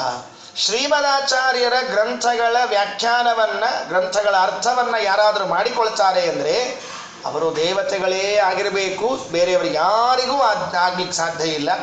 ಆ ಆಚಾರ್ಯರ ಗ್ರಂಥಗಳನ್ನು ಪಾಠ ಹೇಳ್ತಾರೆ, ಪ್ರವಚನ ಮಾಡ್ತಾರೆ, ತಿಳಿಸ್ತಾರೆ ಅಂದರೆ ಅವರೆಲ್ಲ ದೇವತೆಗಳ ಸಾಲಿನಲ್ಲಿ ಸೇರಬೇಕು. ಆದರೂ ನಾನೇನಾದರೂ ಶ್ರೀಮದಾಚಾರ್ಯ ಗ್ರಂಥವನ್ನು ವ್ಯಾಖ್ಯಾನ ಮಾಡ್ತೇನೆ ಅಂದರೆ ವಾಯುಸ್ತುತಿ ರತಿರ್ನಿತ್ಯಂ ವೇದಾಹಂಚ ಕಥಂಚನ. ಇದು ವಾದರಾಜ ಸ್ವಾಮಿಗಳ ಮಾತು. ವಾಯುಸ್ತುತಿಯನ್ನ ತಪ್ಪದೇ ನಿತ್ಯ ಪಾರಾಯಣ ಮಾಡ್ತೇನೆ, ಅದಕ್ಕಾಗಿ ಶ್ರೀಮದಾಚಾರ್ಯ ಗ್ರಂಥ ಅರ್ಥ ಆಗ್ತದೆ ನನಗೆ ಅಂತ ಬರೀತಾರೆ. ಅರ್ಥ ಮಾಡಿಕೊಳ್ಳ್ರಿ ಈ ಮಾತನ್ನು. ನಾವೆಲ್ಲ ವಾಯುಸ್ತುತಿಯನ್ನ ಎಷ್ಟು ನಿಕೃಷ್ಟ ಮಾಡಿಟ್ಟಿದ್ದೇವೆ ಅಂದರೆ, ನಾವು ವಾಯುಸ್ತುತಿ ಅದು ಬೇಡ ಆಗ್ಬಿಟ್ಟದ್ರಿ. ಈಗ ಅದು ಎಷ್ಟು ಗದ್ದಲ ಅಂದ್ರೆ, ಅಷ್ಟೋತ್ತರದ ಗದ್ದಲದಲ್ಲಿ ಇದು ಅಷ್ಟೇ ಉತ್ತರ ಆಗಿಬಿಟ್ಟದ. ನಮಗೆ ವಾಯುಸ್ತುತಿ ಇಷ್ಟು ಸೈಡ್ ಆಗಿಬಿಟ್ಟದ. ಅಷ್ಟೋತ್ತರ ಮಾಡಬಾರ್ದು ಅಂತ ನಮ್ದೇನು ಅಭಿಪ್ರಾಯ ಅಲ್ಲ, ಅವಶ್ಯವಾಗಿ ಮಂತ್ರಾಲಯ ಸ್ವಾಮಿಗಳದ್ದು ಮಾಡಬೇಕು, ಪರಮ ಪುಣ್ಯ. ವಾದಿರಾಜ ಸ್ವಾಮಿಗಳನ್ನುವಂತಹ ಮಾತನ್ನು ಅರ್ಥ ಮಾಡಿಕೊಳ್ಬೇಕು. ಅವರಂತಾರೆ, ವಾಯುಸ್ತುತಿ ರತಿರ್ ನಿತ್ಯಂ ವೇದಾಹಂಚ ಕಥಂಚನ. ವಾಯುಸ್ತುತಿಯನ್ನ ನಿತ್ಯ ಪಾರಾಯಣ ಮಾಡಿದರ ಫಲವೇ ಶ್ರೀಮದಾಚಾರ್ಯ ಶಾಸ್ತ್ರ. ಎರಡು ಅರ್ಥ ನನಗೆ ಕಿವಿಗೆ ಆಗ್ತದೆ. ಹಾಗಾದರೆ ಒಂದು ಅರ್ಥ ಮಾಡಿಕೊಳ್ಬೇಕೀಗ. ಏನು ಅಂದರೆ, ಕಾರಣಾತ್ ಕಾರ್ಯಾನುಮಾನ, ಕಾರ್ಯಾತ್ ಕಾರಣಾನುಮಾನ ಅಂತ ಜಗತ್ತಿನಲ್ಲಿ ಎರಡು ಅನುಮಾನಗಳಿದೆ. ಏನು ಅಂದರೆ, ಹೊಗೆಯನ್ನು ನೋಡಿ ಬೆಂಕಿ ಇದೆ ಅಂತ ಹೇಳ್ತಿರ್ತೀವಿ, ನೆಲ ಹಸಿ ಆದದ್ದನ್ನು ನೋಡಿ ಮಳೆ ಬಂದಿದೆ ಅಂತ ಹೇಳ್ತಿರ್ತೀವಿ, ಹೌದಲ್ಲ? ಹಾಗಾದರೆ ಇವತ್ತು ನಮಗೆ ಶ್ರೀಮದಾಚಾರ್ಯರ ಗ್ರಂಥದ ಎರಡು ವಾಕ್ಯ ಕಿವಿಗೆ ಬೀಳ್ತದೆ ಅಂದರೆ, ಹಿಂದಿನ ಜನ್ಮಗಳಲ್ಲಿ ವಾಯುಸ್ತುತಿಯನ್ನು ಚೆನ್ನಾಗಿ ಪಾರಾಯಣ ಮಾಡಿದ್ದೇವೆ ನಾವೆಲ್ಲ, ಹಿಂದಿನ ಜನ್ಮಗಳಲ್ಲಿ ವಾಯುಸ್ತುತಿಯ ಅನುಸಂಧಾನ ಮಾಡಿದ್ದೇವೆ ಅನ್ನೋದಕ್ಕಾಗಿ ಶ್ರೀಮದಾಚಾರ್ಯ ಗ್ರಂಥಗಳು ಇವತ್ತು ನಮಗೆ ಬೀಳ್ತಾ ಇದೆ. ಇಲ್ಲದೇ ಇದ್ರೆ ವಾದರಾಜ ಸ್ವಾಮಿಗಳ ಪ್ರಕಾರ ವಾಯುಸ್ತುತಿಯನ್ನು ನೀವು ಮಾಡಿಲ್ಲ, ನಿಮಗೆ ಶ್ರೀಮದಾಚಾರ್ಯ ಗ್ರಂಥ ಇಲ್ಲ. ಹಾಗಾದರೆ ಪುರುಷರಾಗಬಹುದು, ಸ್ತ್ರೀಯರಾಗಿರಬಹುದು, ಸ್ತ್ರೀಯರಾದರೆ ಕೇಳಿರಬಹುದು, ಸ್ತ್ರೀಯರಾದರೆ ಅನುಸಂಧಾನವನ್ನು ಮಾಡಿರಬಹುದು ವಾಯುದೇವರ ಗುಣಗಳನ್ನು, ಪುರುಷರಾದರೆ ವಾಯುಸ್ತುತಿಯನ್ನು ಪಾರಾಯಣವನ್ನೇ ಮಾಡಿರಬಹುದು ಅನ್ನೋದಕ್ಕಾಗಿ ಇವತ್ತು ಶ್ರೀಮದಾಚಾರ್ಯ ಗ್ರಂಥಗಳನ್ನು ಕೇಳುವ ಸೌಭಾಗ್ಯ ಸಿಗ್ತದೆ. ಅರ್ಥ ಕೇಳೋದಷ್ಟೇ ಅಲ್ಲ, ಅರ್ಥ ಆಗ್ಬೇಕು. ನೋಡಿ, ಎರಡು ಸಮಸ್ಯೆ ಇದೆ, ಕೇಳೋದು ಬೇರೆ, ಅರ್ಥ ಆಗೋದು ಬೇರೆ. ಪಾಪ ಎಲ್ಲರೂ ಪ್ರವಚನಕ್ಕೆ ಕೂತಿರ್ತಾರೆ, ಎಷ್ಟು ಮಂದಿಗೆ ಅರ್ಥ ಆಗ್ತದೆ, ಎಷ್ಟು ಮಂದಿಗೆ ಅರ್ಥ ಆಗಿಲ್ಲ. ಯಾರೋ ಇಬ್ಬರು ಮಾತಾಡ್ಕೊಳ್ತಿರಂತ ಹೆಣ್ಮಕ್ಳು, ಏನು ಅಥವಾ ಹೆಂಗಿತ್ತು ಪ್ರವಚನ, ಏನೋ ಆಚಾರನ ಕೇಳಬೇಕು, ನಮ್ಗೆ ಏನು ಗೊತ್ತೇ ಇಲ್ಲ. ಯಾಕೆ ನಾ ಹೇಳಬಾರ್ದವಾ, ಆಚಾರ ಬಾಯಿಂದ ಕೇಳ್ಬೇಕು ಅದನ್ನು ಅಂದ್ರೆ ಅರ್ಥದ ಅರ್ಥ ಆಗಿಲ್ಲ ಅಂತ ಅರ್ಥದಕ್ಕೆ, ಇಷ್ಟ ಅರ್ಥದಕ್ಕೆ, ಇನ್ನೇ ಅರ್ಥ ಇಲ್ಲದಕ್ಕೆ. ಎಲ್ಲರಿಗೂ ಅರ್ಥ ಆಗಬೇಕೆಂಬ ನಿಯಮ ಇಲ್ಲ, ಅರ್ಥ ಆಗುತ್ತೆ. ದೇವರಿಗೆ, ವಾಯುದೇವರಿಗೆ ಥ್ಯಾಂಕ್ಸ್ ಹೇಳೋಣ. ರಾಮಾಯಣ ಅರ್ಥ ಆಗತ್ತೆ, ಮಹಾಭಾರತ ಅರ್ಥ ಆಗತ್ತೆ. ರಾಮಾಯಣ ಮಹಾಭಾರತಗಳು ಅರ್ಥ ಆದ ಮೇಲೆ ಅದರಲ್ಲಿ ನಮಗೆ ಸಂಶಯ ಬರೋದಿಲ್ಲ. ಇದಕ್ಕೆ ಕಾರಣ ವಾಯುದೇವರು ಪರಮಾತ್ಮ. ಅರ್ಥ ಮಾಡಿಕೊಳ್ಳಿ ಸರಿಯಾಗಿ. ಯಾರಿಗೆ ರಾಮಾಯಣ ಮಹಾಭಾರತಗಳನ್ನು ಓದಿದ ಮೇಲೆ ಸಂಶಯ ಬರಲಿಕ್ಕೆ ಶುರುವಾಗ್ತದಲ್ಲ, ಅವರಿಗೆ ವಾಯುದೇವರ ಅನುಗ್ರಹ ಆಗಿಲ್ಲ ಅಂತ ಅರ್ಥ, ಅವರಿಗೆ ದೇವರ ಅನುಗ್ರಹ ಆಗಿಲ್ಲ. ನಮಗೆ ಮಹಾಭಾರತದ ಕಥೆಯನ್ನು ಕೇಳ್ತೇವೆ, ಎಂದೆಂದೂ ಸಂಶಯ ಬಂದಿಲ್ಲ ನಮಗೆ. ದ್ರೌಪದಿ ದೇವಿಯ ಪಂಚಪತಿತ್ವದ ವಿಚಾರವನ್ನು ಕೇಳಿದ್ರೆ ನಾವು ಎಂದೂ ಮೂಗು ಮುರಿಲಿಲ್ಲ, ಬೇಸರ ಮಾಡಿಕೊಳ್ಳಿಲ್ಲ. ಯಾಕೆ ಹೇಳಿ ನೋಡೋಣಂತ, ಯಾಕೆ ಇಷ್ಟು ದಿವಸ ವಿಚಾರ ಮಾಡಿ, ಇಷ್ಟು ದಿವಸದಿಂದ ನಾವು ಅದನ್ನೇ ಕೇಳ್ತೀವಿ. ದ್ರೌಪದಿ ದೇವಿಗೆ 5 ಜನ ಗಂಡಂದರು ಇದ್ರು, ಭೀಮಸೇನ ದೇವರು ಯಾರು ಕನಸಿನಲ್ಲಿಯೂ ತಪ್ಪು ಕೆಲಸವನ್ನ ಮಾಡುವುದಿಲ್ಲ. ಅಂಥ ಭೀಮಸೇನ ದೇವರು 5 ಜನ ಗಂಡಂದರಾಗಿ ಜೊತೆಗಿದ್ದುಕೊಂಡು ದ್ರೌಪದಿ ದೇವಿ ಜೊತೆಗೆ ಸಂಸಾರವನ್ನು ನಡೆಸ್ತಾರೆ ಎಂಬುವ ಕಥೆಯನ್ನ ಕೇಳಿದಾಗಲೂ ನಮ್ಮ ಮನಸ್ಸಿನಲ್ಲಿ ಸಂಶಯದ ಒಂದು ಹುಳವೂ ಬಾರದೇ ಇರಲಿಕ್ಕೆ ಕಾರಣ ವಾಯುದೇವರ ಪೂರ್ಣಾನುಗ್ರಹ, ದೇವರ ಪೂರ್ಣಾನುಗ್ರಹ. ಇಲ್ಲದೇ ಹೋದರೆ ಪ್ರತಿ ಹೆಜ್ಜೆ ಹೆಜ್ಜೆಗೆ ಸಂಶಯ ಬರಲೇಬೇಕು, ನಮಗೆ ಒಂದೇನೋ ಹುಳ ಬರಲೇಬೇಕು. ಯಾಕೆ ಬರಲಿಲ್ಲ?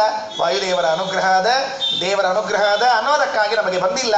ಜನ್ಮ ಜನ್ಮಾಂತರಗಳಲ್ಲಿ ವಾಯುಸ್ತುತಿಯ ಪಾರಾಯಣವನ್ನು ಮಾಡಿದ್ದೇವೆ ಅನ್ನೋದಕ್ಕಾಗಿ ಇವತ್ತು ಶ್ರೀಮದಾಚಾರ್ಯ ಗ್ರಂಥ, ವೇದವ್ಯಾಸ ದೇವರ ಗ್ರಂಥಗಳು ಕಿವಿಗೆ ಬೀಳ್ತಾ ಇದೆ. ಇಲ್ಲದೆ ಇದ್ರೆ ಸರ್ವಾತ್ಮನ ಬೀಳಲಿಕ್ಕೆ ಸಾಧ್ಯ ಇಲ್ಲ.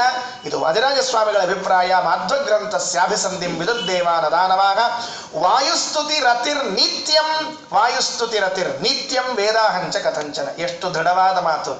ವಾದಿರಾಜರಿಗೆ ಇರುವಂತಹ ದೃಢವಾದ ಧೈರ್ಯ ಮಾತು ನಮಗೆ ಬರೋದಿಲ್ಲ. ನಾವು ವಾಯುಸ್ತುತಿ ನಿತ್ಯ ಪಾರಾಯಣ ಮಾಡ್ತೀವಿ ಅನ್ನೋದು ಗ್ಯಾರಂಟಿ ಇಲ್ಲ, ನಮಗೆ ಮಾಡಬೇಕು. ನಮಗೆಲ್ಲ ಮಕ್ಕಳಿಗೆ ಮೊದಲು ಪ್ರಾರಂಭ ಏನು ಮಾಡ್ತಾರೆ ಗೊತ್ತಾ? ವಾಯುಸ್ತುತಿ ಕಲಿಸ್ತಿದ್ರು. ಈಗ ನಮ್ಮ ಹುಡುಗರಿಗೆ ಮೊದಲು ಟ್ವಿಂಕಲ್ ಟ್ವಿಂಕಲ್ ಲಿಟಿಲ್ ಸ್ಟಾರ್ ಅಂತ ಶುರು ಮಾಡ್ತಾರೆ. ಅವು ಎಲ್ಲಿ ವಾಯುಸ್ತುತಿ ಎಲ್ಲ ಕೃಷ್ಣಾರ್ಪಣ ರೀ, ಎಲ್ಲ ವಾಯುಸ್ತುತಿ ಮನೆಯೊಳಗೆ ಕಟ್ಟಿ ಹೋಗ್ಬಿಟ್ಟದ, ಮುಗಿದು ಹೋತು, ಬರೋದಿಲ್ಲ ನಮ್ಮ ಹುಡುಗರಿಗೆ ವಾಯುಸ್ತುತಿಯನ್ನು. ರತಿರ್ ನಿತ್ಯಂ ವೇದಾಹಂಚ ಕಥಂಚನ, ಅವಶ್ಯವಾಗಿ ವಾಯುಸ್ತುತಿಯ ಪಾರಾಯಣವನ್ನು ಮಾಡ್ತಿದ್ದೆ ಅಂತ ವಾದರಾಜ ಸ್ವಾಮಿಗಳು ಹೇಳ್ತಾರೆ. ವ್ಯಾಸರಾಜರಂತರೂ ಆಚಾರ್ಯರ ಬಗ್ಗೆ, ವಾಯುದೇವರ ಬಗ್ಗೆ ಕೊಂಡಾಡದೇ ಇರತಕ್ಕಂತಹ ಮಾತಿಲ್ಲ. ಅವೆಲ್ಲ ಮುಂದಿನ ಪ್ರಸಂಗಗಳಲ್ಲಿ ಹೇಳ್ತೀನಿ. 732 ಕಡೆಗೆ ವಾಯುದೇವರನ್ನು ಪ್ರತಿಷ್ಠಾಪನೆ ಮಾಡ್ತಾರೆ ವ್ಯಾಸರಾಜರು. ಏನದು ನಮಗೆ ಊಹಾತೀತ. ನಮ್ಮ ಗುಡಿಯೊಳಗೆ 2 ಹಣಮಪ್ಪಿದ್ರೆ ಗಾಬರಿ ಆಗ್ತಿರ್ತದೆ. ಎದಕ್ಕೆ ನೀರು ಹಾಕಿವಿ, ಎದಕ್ಕೆ ಅಂಗಾರ ಹಚ್ಚಿವಿ ಮರ್ತು ಹೋಗಿರ್ತದೆ, ಎದಕ್ಕೆ ಗಂಧ ಹಚ್ಚಿವಿ, ಎದಕ್ಕೆ ವರ್ಷಿವಿ ಎಂಬುದು ಮರ್ತು ಹೋಗ್ತಿರ್ತದೆ ನಮಗೆ. ನಮ್ಮ ಗುಡಿಯಾಗ 2 ಹಣಮಪ್ಪಿದ್ರೆ 732 ಕಡೆಗೆ ಪ್ರಾಣದೇವರನ್ನ ಪ್ರತಿಷ್ಠಾಪನೆ ಮಾಡಿ ಶ್ರೀಮದಾಚಾರ್ಯರ ಸಿದ್ಧಾಂತವೇ ಸತ್ಸಿದ್ಧಾಂತ. ವಾಯುದೇವರ ಪಾದವನ್ನು ಹಿಡಿದ್ರೇನೆ ಜಗತ್ತಿನಲ್ಲಿ ಗತಿ ಇಲ್ಲದೆ ಇದ್ರೆ ಗತಿ ಇಲ್ಲ ಅಂತ ಹೇಳ್ತಾರೆ ವ್ಯಾಸರಾಜರು. ಅಂದರೆ ಯಾಕೆ ಹೇಳಿದೆ ಇವರಿಬ್ಬರ ಹೆಸರು ಗೊತ್ತಾ? ವಾಯುಸ್ತುತಿ ಪುರಶ್ಚರಣ ಪದ್ಧತಿ ಇದೆಯಲ್ಲ, ಅದನ್ನು ಹೇಳಿಕೊಟ್ಟವರೇ ಇವರಿಬ್ಬರು, ವ್ಯಾಸರಾಜರು ವಾದಿರಾಜ ಸ್ವಾಮಿಗಳು. ಫಸ್ಟ್ ಪ್ರಾರಂಭ ಮಾಡಿದವರು ಇವರು, ವಾಯುಸ್ತುತಿ ಪುರಶ್ಚರಣ. ಅಲ್ಲಿವರೆಗೆ ವಾಯುಸ್ತುತಿಯ ಪಾರಾಯಣ ಅಂತಿತ್ತು, ಪುರಶ್ಚರಣ ಅಂತ ಇದ್ದಿದ್ದಿಲ್ಲ. ಪುರಶ್ಚರಣ ಅಂತ ಮಾಡಿಕೊಟ್ಟವರೇ ವ್ಯಾಸರಾಜರು ಮತ್ತು ವಾದಿರಾಜರು. ಇಬ್ಬರು ಒಂದೊಂದು ಕ್ರಮವನ್ನು ಹೇಳ್ತಾರೆ. ಇರಲಿ, ಹೇಗೆ ಅಭಿಷ್ಟಗಳು ಬೇಕೋ ಹಾಗೆ ಮಾಡುವುದಕ್ಕಾಗಿ ಹೇಳಿಕೊಟ್ಟದ್ದು. ಅಂತೂ ವಾಯುಸ್ತುತಿಯ ಬಗ್ಗೆ ಇವತ್ತಿಗೂ ನೆನಪಿಟ್ಕೊಳ್ರಿ. ತ್ರಿವಿಕ್ರಮ ಪಂಡಿತಾಚಾರ್ಯರು ಒಬ್ಬ ಗೃಹಸ್ಥರು. ಅವರು ಬರೆದಿರುವಂತಹ ವಾಯುಸ್ತುತಿಯನ್ನ ಎಲ್ಲ ಸ್ವಾಮಿಗಳು ಮಡೀಲೆ ಹೇಳುವ ಸಂಪ್ರದಾಯ ಇಟ್ಟುಕೊಂಡಾರೆ. ನಮ್ಮಲ್ಲಿ ಗೃಹಸ್ಥರು ಮಾಡಿದ್ದನ್ನ ಸನ್ಯಾಸಿಗಳು ಸ್ವೀಕಾರ ಮಾಡೋ ಹಂಗಿಲ್ಲ, ಹಂಗೆ ವ್ಯವಸ್ಥೆ ಅದ.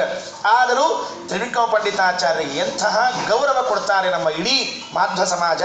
ಅಂತಹ ತ್ರಿವಿಕ್ರಮ ಪಂಡಿತಾಚಾರ್ಯ ರಚನೆ ಮಾಡಿರುವಂತಹ ದಿವ್ಯವಾದ ಸ್ತೋತ್ರ ವಾಯುಸ್ತುತಿ. ಆ ವಾಯುಸ್ತುತಿ ನಾವು ಇವಾಗ ಕೇಳಲಿಕ್ಕೆ ಇದ್ದೇವೆ. ಶ್ರೀಮದಾಚಾರ್ಯರು ಒಂದು ಮಾತು ಪ್ರಸಿದ್ಧ, ಅಲ್ರಿ ವಾಯುದೇವರ ಸ್ತೋತ್ರವನ್ನು ಮಾಡಿ ನಮಗೇನು ಮಾಡಬೇಕಾಗಿದೆ ಹೇಳಿ ನೋಡೋಣ. ನಮಗೆ ಮೋಕ್ಷ ಕೊಡೋ ದೇವರು, ಮೋಕ್ಷ ಕೊಡೋ ದೇವರು ಅಂದಮೇಲೆ ದೇವರ ಸ್ತೋತ್ರ ಮಾಡಬೇಕು, ವಾಯುದೇವರ ಸ್ತೋತ್ರ ಮಾಡಬೇಕು? ದೇವರ ಸ್ತೋತ್ರ ಮಾಡಿದ್ರೆ ಸಾಕು, ವಾಯುದೇವ್ರನ್ನ ಯಾಕೆ ಮಾಡಬೇಕು ಅಂದರೆ ಅದಕ್ಕೆ ಒಂದು ಗ್ರಂಥ ಇದೆ. ಆ ಗ್ರಂಥ ಒಂದು ಪ್ರಮಾಣವನ್ನು ಹೇಳ್ತದೆ. ಏನು ಅಂದರೆ, ದೇವರನ್ನ ಸಂತೋಷ ಪಡಿಸಿದರೆ ನಮಗೆ ಮೋಕ್ಷ ಆಗ್ತದೆ. ದೇವರನ್ನ ಸಂತೋಷ ಪಡಿಸ್ಲಿಕ್ಕೆ ನಾನಾ ದಾರಿಗಳಿವೆ ಅಂತ. ಪ್ರದಕ್ಷಿಣೆ ಹಾಕೋದು ಒಂದು ದಾರಿ, ನಮಸ್ಕಾರ ಹಾಕೋದು ಒಂದು ದಾರಿ, ಅಭಿಷೇಕ ಮಾಡೋದು ಮತ್ತೊಂದು ದಾರಿ, ಅವನ ಸ್ತೋತ್ರ ಮಾಡೋದು ಮತ್ತೊಂದು ದಾರಿ. ಅದರ ಜೊತೆಗೆ ಇನ್ನೊಂದು ದಾರಿ ಇದೆ ಅಂತೆ. ಏನು ದೇವರನ್ನು ಸಂತೋಷಪಡಿಸುವ ದಾರಿ ಅಂದರೆ, ತನ್ನ ಅಂತರಂಗ ಭಕ್ತನಾದ ವಾಯುವಿನ ಸ್ತೋತ್ರವನ್ನ ಮಾಡುವುದು. ತನ್ನ ಸ್ತೋತ್ರ ಮಾಡಿದಷ್ಟೇ ಪ್ರೀತಿಯಾಗತ್ತಂತೆ ದೇವರಿಗೆ. ಸರ್ವ ದೇವೋತ್ತಮೋ ವಾಯು ಇತಿ ಜ್ಞಾನ ನಚಾಪರಃ ಪ್ರಿಯಮಸ್ತಿ ಹರೇಹೇ. ಭಾಗವತದ ತಾತ್ಪರ್ಯದಲ್ಲಿ ಶ್ರೀಮದಾಚಾರ್ಯ ಪ್ರಮಾಣವನ್ನು ಉಲ್ಲೇಖ ಮಾಡ್ತಾರೆ. ಸರ್ವದೇವೋತ್ತಮೋ ವಾಯು, ಎಲ್ಲ ದೇವತೆಗಳಿಗಿಂತ ವಾಯುದೇವರು ಉತ್ತಮರಾಗಿದ್ದಾರೆ ಅಂತ ಅವರ ಗುಣಾನುಸಂಧಾನವನ್ನ ಮಾಡಿದರೆ ಪ್ರಿಯಮಸ್ತಿ ಹರೇಹೆ, ಭಗವಂತನಿಗೆ ಭಾರೀ ಪ್ರೀತಿಯಾಗತ್ತಂತೆ. ಇದಕ್ಕಿಂತ ಹೆಚ್ಚಿನ ಪ್ರೀತಿ ಏನಾಗಬೇಕು? ಅದಕ್ಕಾಗಿ ವಾಯುದೇವರ ಸ್ತೋತ್ರವನ್ನು ಮಾಡಬೇಕು. ಈ ವಾಯುದೇವರ ಸ್ತೋತ್ರವು ಭಗವಂತನ ಪ್ರೀತಿಗೆ ಪಾತ್ರವಾಗ್ತಾ ಇದೆ, ವಾಯುದೇವರ ಪ್ರೀತಿಗೆ ಪಾತ್ರವಾಗ್ತಾ ಇದೆ, ಎಲ್ಲ ದೇವತೆಗಳ ಪ್ರೀತಿಗೆ ಪಾತ್ರವಾಗ್ತಾ ಇದೆ. ಅದಕ್ಕಾಗಿ ವಾಯುದೇವರ ಸ್ತೋತ್ರವನ್ನು ಮಾಡಬೇಕು ಅಂತ ತಿಳಿಸಿಕೊಡ್ತಾರೆ ಶ್ರೀಮದಾಚಾರ್ಯರ. ವಾಯುದೇವರ 3 ರೂಪಗಳನ್ನು ಸ್ತೋತ್ರ ಮಾಡಿರುವಂತಹ ಅದ್ಭುತವಾದ ಗ್ರಂಥ ವಾಯುಸ್ತುತಿ. ಅದರ ಮೊದಲನೇ ಶ್ಲೋಕ ಆಚಾರ್ಯರ ಪಾದಧೂಳಿಯಿಂದ ಪ್ರಾರಂಭ ಆಗತ್ತೆ. 1 ಮತ್ತು 2 ಈ 2 ಶ್ಲೋಕಗಳೇನಿವೆ ಒಂದೇ ಸರ್ತಿ ಅರ್ಥ ಮಾಡಿಕೊಳ್ಬೇಕು. ಆ 2 ಶ್ಲೋಕಗಳಲ್ಲೂ ಆಚಾರ್ಯರ ಪಾದಧೂಳಿಯ ಮಹಿಮೆಯನ್ನು ಹೇಳ್ತಾರೆ. ಆಚಾರ್ಯರ ಮಹಿಮಾ ಅಲ್ಲ, ಆಚಾರ್ಯರ ಕಾಲಿನ ಮಹಿಮಾ ಅಲ್ಲ, ಆಚಾರ್ಯರ ಉಗುರಿನ ಮಹಿಮಾ ಅಲ್ಲ, ಆಚಾರ್ಯರ ಪಾದಕ್ಕೆ ಅಂಟಿದ ಧೂಳಿಯ ಮಹಿಮಾ. ಸಂಸ್ತವೇನಾಸ್ಮಿ ಶಕ್ತಃ, ಅದನ್ನೇ ಸ್ತೋತ್ರ ಮಾಡ್ಲಿಕ್ಕೆ ಆಗೋದಿಲ್ಲ ನನ್ನ ಕಡೆಯಿಂದ. ತ್ರಿವಿಕ್ರಮಚರ ಅಂತಾರೆ, ಏತೇಷಾಮೇಷ ದೋಷ ಪ್ರಭುಷಿತ ಮನಸಾಂ ದ್ವೇಷಿಣಾಂ ದೂಷಕಾಣಾಂ ದೈತ್ಯಾನಾಂ ಆರ್ತಿಮಂಧೆ ತಮಸಿ ವಿದದತಾಂ ಸಂಸ್ತವೇ ನಾಸ್ಮಿ ಶಕ್ತಃ. ಅಲ್ರಿ, ವಾಯುದೇವರ ಸ್ತೋತ್ರ ದೂರ ಉಳಿತು. ಅವರ ಪಾದಕ್ಕೆ ಅಂಟಿದ ಧೂಳಿದೆಯಲ್ಲ, ಆ ಧೂಳಿನ ಚಿಂತನೆಯನ್ನ ಮಾಡ್ಲಿಕ್ಕೂ ಸ್ತೋತ್ರ ಮಾಡ್ಲಿಕ್ಕೂ ನನ್ನ ಕಡೆ ಆಗೋದಿಲ್ಲ. ಟೀಕಾಚಾರ್ಯರ ಪಾದ ಧೂಳಿ ಸುಖಿದ ಮನುಜಗೆ, ತಾಕಿದ ಮನುಜಗೆ ಆಚಾರ್ಯರ ಟೀಕಾಕೃತ್ಪಾದರ ಪಾದ ಧೂಳಿ ತಾಕಿದ್ರೆ ಇಷ್ಟ ಆಗುತ್ತೆ ಅಂತ ಟೀಕಾರಾರದೆ ಸ್ತೋತ್ರ ಮಾಡಿದರೆ, ಇನ್ನು ಆಚಾರ್ಯರ ಪಾದಧೂಳಿ ಎಷ್ಟಿರಬೇಕು? ಆ ಪಾದಧೂಳಿಯ ಬಗ್ಗೆ 2 ಮಾತು ಹೇಳ್ತೀನಿ, ಕೇಳಿಸ್ಕೊಳ್ರಿ ಅಂತ ತ್ರಿವಿಕ್ರಮ ಪಂಡಿತಾಚಾರ್ಯರು ಭಕ್ತಿಪೂರ್ವಕವಾಗಿ ಆ ಸ್ತೋತ್ರವನ್ನು ಮಾಡ್ತಾರೆ. ನಾವೆಲ್ಲ ಪ್ರಾಯಶಃ ಒಂದರ್ಥದಲ್ಲಿ ಭಾಗ್ಯಹೀನರು, ಇನ್ನೊಂದು ಅರ್ಥದಲ್ಲಿ ಪರಮ ಭಾಗ್ಯವಂತರು. ಭಾಗ್ಯಹೀನರು ಯಾಕೆ ಅಂದರೆ ಅವ್ರ ಕಾಲದಲ್ಲಿ ಬರಲಿಲ್ಲಲ್ಲ ಅಂತ ದೊಡ್ಡ ಭಾಗ್ಯಹೀನ. ಹಾವಯಂ ಭಾಗ್ಯಹೀನ. ನಾವು ಆಚಾರ್ಯರ ಕಾಲದಲ್ಲಿ ಇಲ್ಲ, ತ್ರಿವಿಕ್ರಮ ಪಂಡಿತರ ಕಾಲದಲ್ಲಿ ಇಲ್ಲ, ವದರಾಜರ ವ್ಯಾಸರಾಜರ ರಾಯರ ಇವರ ಕಾಲದಲ್ಲಿ ಇಲ್ಲ ಅಂತ ಭಾಗ್ಯಹೀನ. ಭಾಗ್ಯವಂತರೇನು ಅಂದರೆ ಅವರೆಲ್ಲ ಬುತ್ತಿ ಗಂಟು ಇಟ್ಟು ಹೋಗ್ಯಾರಲ್ಲ, ಅದಕ್ಕೆ ಭಾಗ್ಯವಂತರು. ನಾವೆಲ್ಲ ಹಂಗೆ ಹೋಗ್ಬಿಟ್ಟಿದ್ರೆ ವಿಚಾರ ಮಾಡ್ರಿ, ಅವರೆಲ್ಲ ನಮ್ಮ ಸಾಧನ ಆಯ್ತಪ್ಪ ನಾವು ಹೋಗ್ತೀವಿ ಅಂತ ಹಂಗೆ ಹೋಗ್ಬಿಟ್ಟಿದ್ರೆ ನಮ್ಮ ಗತಿ ಏನಾಗ್ತಿತ್ತು ಮುಂದೆ? ಹಂಗೆ ಮಾಡದೆ ಬುತ್ತಿ ಗಂಟೆ ಕಟ್ಟಿ, ಅದು ಏನು ಅನ್ನ ಬೇರೆ ಕಡೆ ಮೊಸರು ಬೇರೆ ಕಡೆ ಇಟ್ಟಿದ್ರೆ ಕಲಿಸ್ಕೊಳಿಕ್ಕೆ ಆಗ್ತಿರ್ಲಿಲ್ಲ. ನಮ್ಮ ಕಡೆಯಿಂದ ಅನ್ನ ಮೊಸರು ಕಲಿಸಿ ಗೋಡಂಬಿ ದ್ರಾಕ್ಷಿ ಹಾಕಿ ದಾಳಂಬರಿ ಹಾಕಿ ಏನು ಚಂದ ರುಚಿ ಮಾಡಿಟ್ಟಾರ್ರಿ. ಬುತ್ತಿ ಅಂದ್ರೆ ಹೆಂಗಿರ್ಬೇಕು, ತಗೊಂಡು ಕೊಳ್ಳೆ ರುಚಿ ಹತ್ಬೇಕು ನಮಗೆ, ಹಂಗೆ ಮಾಡಿಟ್ಟಾರ. ಶ್ರೀಮದ್ ವಿಷ್ಣಂಘ್ರಿ ನಿಷ್ಠಾತಿ ಗುಣ ಗುರು ತಮ ಶ್ರೀಮದಾನಂದ ತೀರ್ಥ ತ್ರೈಲೋಕ್ಯಾಚಾರ್ಯ ಪಾದೋಜ್ವಲ ಜಲ ಜಲ ಸತ್ಪಾಂಸವಸ್ಮಾನ್ ಪುನಂತೋ ವಾಚಾಂ ಯತ್ರ ಪ್ರಣೇತ್ರಿ ತ್ರಿಭುವನ ಮಹಿತಾ ಶಾರದಾ ಶಾರದೇಂದು ಜ್ಯೋತ್ಸ್ನಾ ಭದ್ರಸ್ಮಿತ ಶ್ರೀ ಧವಳಿತ ಕಕುಭಾ ಪ್ರೇಮ ಭಾರಂ ಬಭಾರ. ವಾಯುಸ್ತುತಿಯ ಅಕ್ಷರ ಅಕ್ಷರ ಕೇಳಿಸಿಕೊಳ್ಳ್ರಿ, ಪುಣ್ಯ ಇದೆ ನೆನಪಿಟ್ಟುಕೊಳ್ಳ್ರಿ. ನೀವು ಪಾರಾಯಣ ಮಾಡೋದು ಬೇಡ, ಅಕ್ಷರ ಸರಿಯಾಗಿ ಕಿವಿಯಲ್ಲಿ ಹೋದ್ರೆ ಪುಣ್ಯ ಇದೆ ನೆನಪಿಟ್ಕೊಳ್ರಿ. ಯಾಕೆ, ಏನು ಪುಣ್ಯ ಆಮೇಲೆ ಹೇಳ್ತೀನಿ ಆ ಪುಣ್ಯವನ್ನು. ಏನು ಆ ಶಬ್ದಗಳ ಪ್ರಾಸ ನೋಡಿಕೊಳ್ಳ್ರಿ ಎಷ್ಟು ಚೆನ್ನಾಗಿ ಸೇರಿಸ್ತಾರೆ. ಶ್ರೀಮದ್ ವಿಷ್ಣಂಘ್ರಿ ನಿಷ್ಠಾ. ಆಚಾರ್ಯರು ಯಾಕಾದ್ರು? ವಾಯುದೇವರು ಶ್ರೀಮದಾಚಾರ್ಯರು ಯಾಕಾಗಬೇಕು? ಅವ್ರನ್ನ ಯಾಕೆ ನಾವು ಕೊಂಡಾಡಬೇಕು? ಶ್ರೀಮದ್ ವಿಷ್ಣಂಘ್ರಿ ನಿಷ್ಠಾ. ಭಗವಂತನ ಪಾದದಲ್ಲಿ ಇಂಥ ನಿಷ್ಠೆ ಅಂದ್ರೆ ನಿಷ್ಠೆ ಬೇರೆ ಕಡೆಗೆ ನೋಡ್ಲಿಕ್ಕೆ ಸಿಗೋದಿಲ್ಲ. ಬೇಕಾದಂತಹ ದೇವತೆಗಳಿರಬಹುದು. ಎಲ್ಲಿವರೆಗೆ? ಗರುಡದೇವರು, ಶೇಷದೇವರು, ರುದ್ರದೇವರು ಏನು ಸಾಮಾನ್ಯರವರಲ್ಲ. ಶ್ರೀಮದಾಚಾರ್ಯರ ಕಕ್ಷೆ ಬಿಟ್ರೆ ಎಲ್ಲರೇ ಕಕ್ಷೆ ಅವರದ್ದೇ. ಜಾರಿ ಬಿದ್ರ ನಮ್ಮಲ್ಲಿ ಅಂತಾರಲ್ಲ, ಹೊಚ್ಚಲ ಹಿಡಿಬಿದ್ರೆ ಮಠದಾಗ ಅಂತಿರ್ತಾರಲ್ಲ. ನಿಮ್ಮ ಮನೆ ಹೇಳದ ಹೊಚ್ಚಲ ಹಿಡುವ್ರಿ ಅಲ್ಲೇ ಇರ್ತೀವಿ ನಾವು ಅಂತ. ಹಂಗ ಆಚಾರ್ಯರ ಕಕ್ಷೆಯನ್ನ ಜಾರಿ ತೆಳಗೆ ಬಿದ್ರೆ ಗರುಡಶೇಷರ ರುದ್ರದೇವರ ಕಕ್ಷೆಯಲ್ಲಿ ಬೀಳ್ತೀವಿ. ಆದರೂ ಶ್ರೀಮದ್ ವಿಷ್ಣುಂಘ್ರಿ ನಿಷ್ಠಾ ಇಲ್ಲ. ಅತಿ ಗುಣ ಗುರುತಮ ಶ್ರೀಮದಾನಂದ ತೀರ್ಥ. ಅದೇ ದೊಡ್ಡ ಗುಣ ಅಂತೆ. ಪರಮಾತ್ಮನಲ್ಲಿರುವಂತಹ ನಿಷ್ಠೆ ಏನಿದೆಯಲ್ಲ, ಅದು ವಾಯುದೇವರಲ್ಲಿರುವಂತಹ ದೊಡ್ಡ ಗುಣ. ನೆನಪಿಟ್ಕೊಡ್ರಿ, ಅತಿ ಗುಣ. ಏನು ದೊಡ್ಡ ಗುಣ ಯಾವುದು? ಪರಮಾತ್ಮನಲ್ಲಿರ್ತಕ್ಕಂತಹ ನಿಷ್ಠೆ. ಅದು ನೋಡ್ರಿ, ನಿಷ್ಠ ಅಂದ್ರೆ ಹಿಂಗೆ ಸರದಾಡೋ ಹಂಗಿಲ್ಲ. ಒಟ್ಟು ನಿತರಾಂ ಸ್ಥೀಯತೆ ಐತಿ ನಿಷ್ಠ. ನಿಷ್ಠಾ ಅಂದ್ರೆ ನಮ್ಮಲ್ಲಿ ಕರಿತಿರ್ತಾರಲ್ಲ, ಅವ್ರು ಭಾರಿ ನಿಷ್ಠಾವಂತರು ಅಂತ ಕರಿತಿರ್ತಾರೆ. ಈ ನಿಷ್ಠಾವಂತರು ಅಂದ್ರೆ ಅರ್ಥ ಏನದಕ್ಕೆ? ಏನರ್ಥ ನಿಷ್ಠಾವಂತರು ಅರ್ಥ ಏನದಕ್ಕೆ? ಒಮ್ಮೆ ಯಾವುದನ್ನ ಒಪ್ಪಿಕೊಂಡಾರ ಅದನ್ನು ಚೇಂಜ್ ಮಾಡೋ ಹಂಗಿಲ್ಲ, ಹೊಯ್ದಾಡೋ ಹಂಗಿಲ್ಲ. ಅವ್ರು ಹೇಳಿದ್ರು ಅಂತ ಗಾಬರಿ ಆಗೋದು, ಇವ್ರು ಹೇಳಿದ್ರು ಅಂತ ವ್ಯತ್ಯಾಸ ಮಾಡೋದು, ಹಂಗೆ ಎಂದೆಂದೆಂದೆಂದು ಮಾಡೋ ಹಂಗಿಲ್ಲ. ನಿಷ್ಠಾ. ಶ್ರೀಮದ್ ವಿಷ್ಣುಂಘ್ರಿ ನಿಷ್ಠ. ಪರಮಾತ್ಮನ ಎರಡೂ ಪಾದಗಳಲ್ಲಿ ಗಟ್ಟಿಯಾದ ನಿಷ್ಠೆ ಅಂತ. ಆ ಆಚಾರ್ಯರ ಒಂದು ಮಾತು, ಅದನ್ನು ಆಚಾರ್ಯರ ಮಹಿಮೆಯನ್ನು ಕೇಳ್ತಾ ಇದ್ರೆ ರೋಮಾಂಚನ ಆಗ್ಬೇಕ್ರಿ. ದೇವರ ಎರಡೂ ಪಾದಗಳನ್ನು ಗಟ್ಟಿಯಾಗಿ ನಿತ್ಯದಲ್ಲಿ ಹಿಡಿಯುವ, 24 ಗಂಟೆಯೂ ಹಿಡಿಯುವ ಭಾಗ್ಯ ಆಚಾರ್ಯರಿಗೆ. ಯಾರಿಗೆ? ದೇವತೆಗಳಿಗಿಲ್ಲ. ಎಲ್ಲ ದೇವತೆಗಳಿಗಿಲ್ಲ, ನೆನಪಿಟ್ಕೊಳ್ರಿ. ಎಲ್ಲ ದೇವತೆಗಳಿಗಿಲ್ಲ, ಚಾನ್ಸೇ ಇಲ್ಲ. ವಾಯುದೇವರಿಗೆ ಮಾತ್ರ ಪರಮಾತ್ಮನ ಪಾದವನ್ನು 24 ಗಂಟೆಯೂ ಗಟ್ಟಿಯಾಗಿ ಹಿಡಿದುಕೊಳ್ಳುವಂತಹ ಭಾಗ್ಯ ಇದೆ. ಪಾದ ಮೂಲದಲ್ಲಿ ಇಪ್ಪ. ಜಗನ್ನಾಥದಾಸರಂತಾರೆ, ಪಾದ ಮೂಲದಲ್ಲಿ ಇಪ್ಪ. ಪರಮಾತ್ಮನ ಪಾದ ಮೂಲದಲ್ಲಿ ವಾಯುದೇವರು ಯಾವಾಗಲೂ ಕೂತಿರ್ತಾರಂತೆ. ಆ ಕಡೆ ಈ ಕಡೆ ಸರಿಯೋದೇ ಇಲ್ಲ. ಸ್ವಾಮಿ ನಿನ್ನ ಪಾದವೇ ಸಾಕಪ್ಪ, ನಂಗೆ ಬೇರೆ ಬೇಕಾಗೇ ಇಲ್ಲ. ರಾಯರಂತಾರೆ, ಭಗವತಃ ಅನ್ಯತ್ರ ಸರ್ವವಸ್ತುಷು ಮನಸ್ಸಂಗರಹಿತಾನಾಂ. ಅವ್ರ ಮುಂದೆ ಉಂಡಿ, ಚಕ್ಲಿ, ಗೋಡಂಬಿ, ದ್ರಾಕ್ಷಿ ಇಟ್ರೆ ನೋಡ್ತಾರನವ್ರು. ಭಗವತಃ ಅನ್ಯತ್ರ ಸರ್ವವಸ್ತುಷು ಮನಸ್ಸಂಗರಹಿತಾನಾಂ. ದೇವರನ್ನೊಬ್ಬರನ್ನ ಬಿಟ್ರೆ ಬೇರೆ ಕಡೆಗೆ ಮನಸ್ಸು ಸಹಿತಕ್ಕೆ ಹಾಕೋದಿಲ್ಲ. ಭಾರತೀ ದೇವಿ ಬಂದು ನಿಂತಿರ್ಬೇಕು, ಕೈ ಕಟ್ಕೊಂಡು ಏನ್ರಿ ಏನ್ರಿ ಏನ್ರಿ ಅಂತಿರ್ಬೇಕು. ಎಲ್ಲಿ ನೋಡ್ತಾರೆ? ಏನ್ರಿ ಇಲ್ಲ, ಪಿನ್ರಿ ಇಲ್ಲ. ನಿಮ್ಮನ್ನೇ ಯಾರು ನೋಡಿದ್ರಾಗ? ಅದು ನಾವು ಹಂಗೆ ಮಾಡ್ತಿರ್ತೀವಿ, ಆ ವಿಷಯ ಬೇರೆ. ಆಮೇಲೆ ಮಂಗಳಾರತಿ ಆಗ್ತದೆ, ಅದು ಬೇರೆ.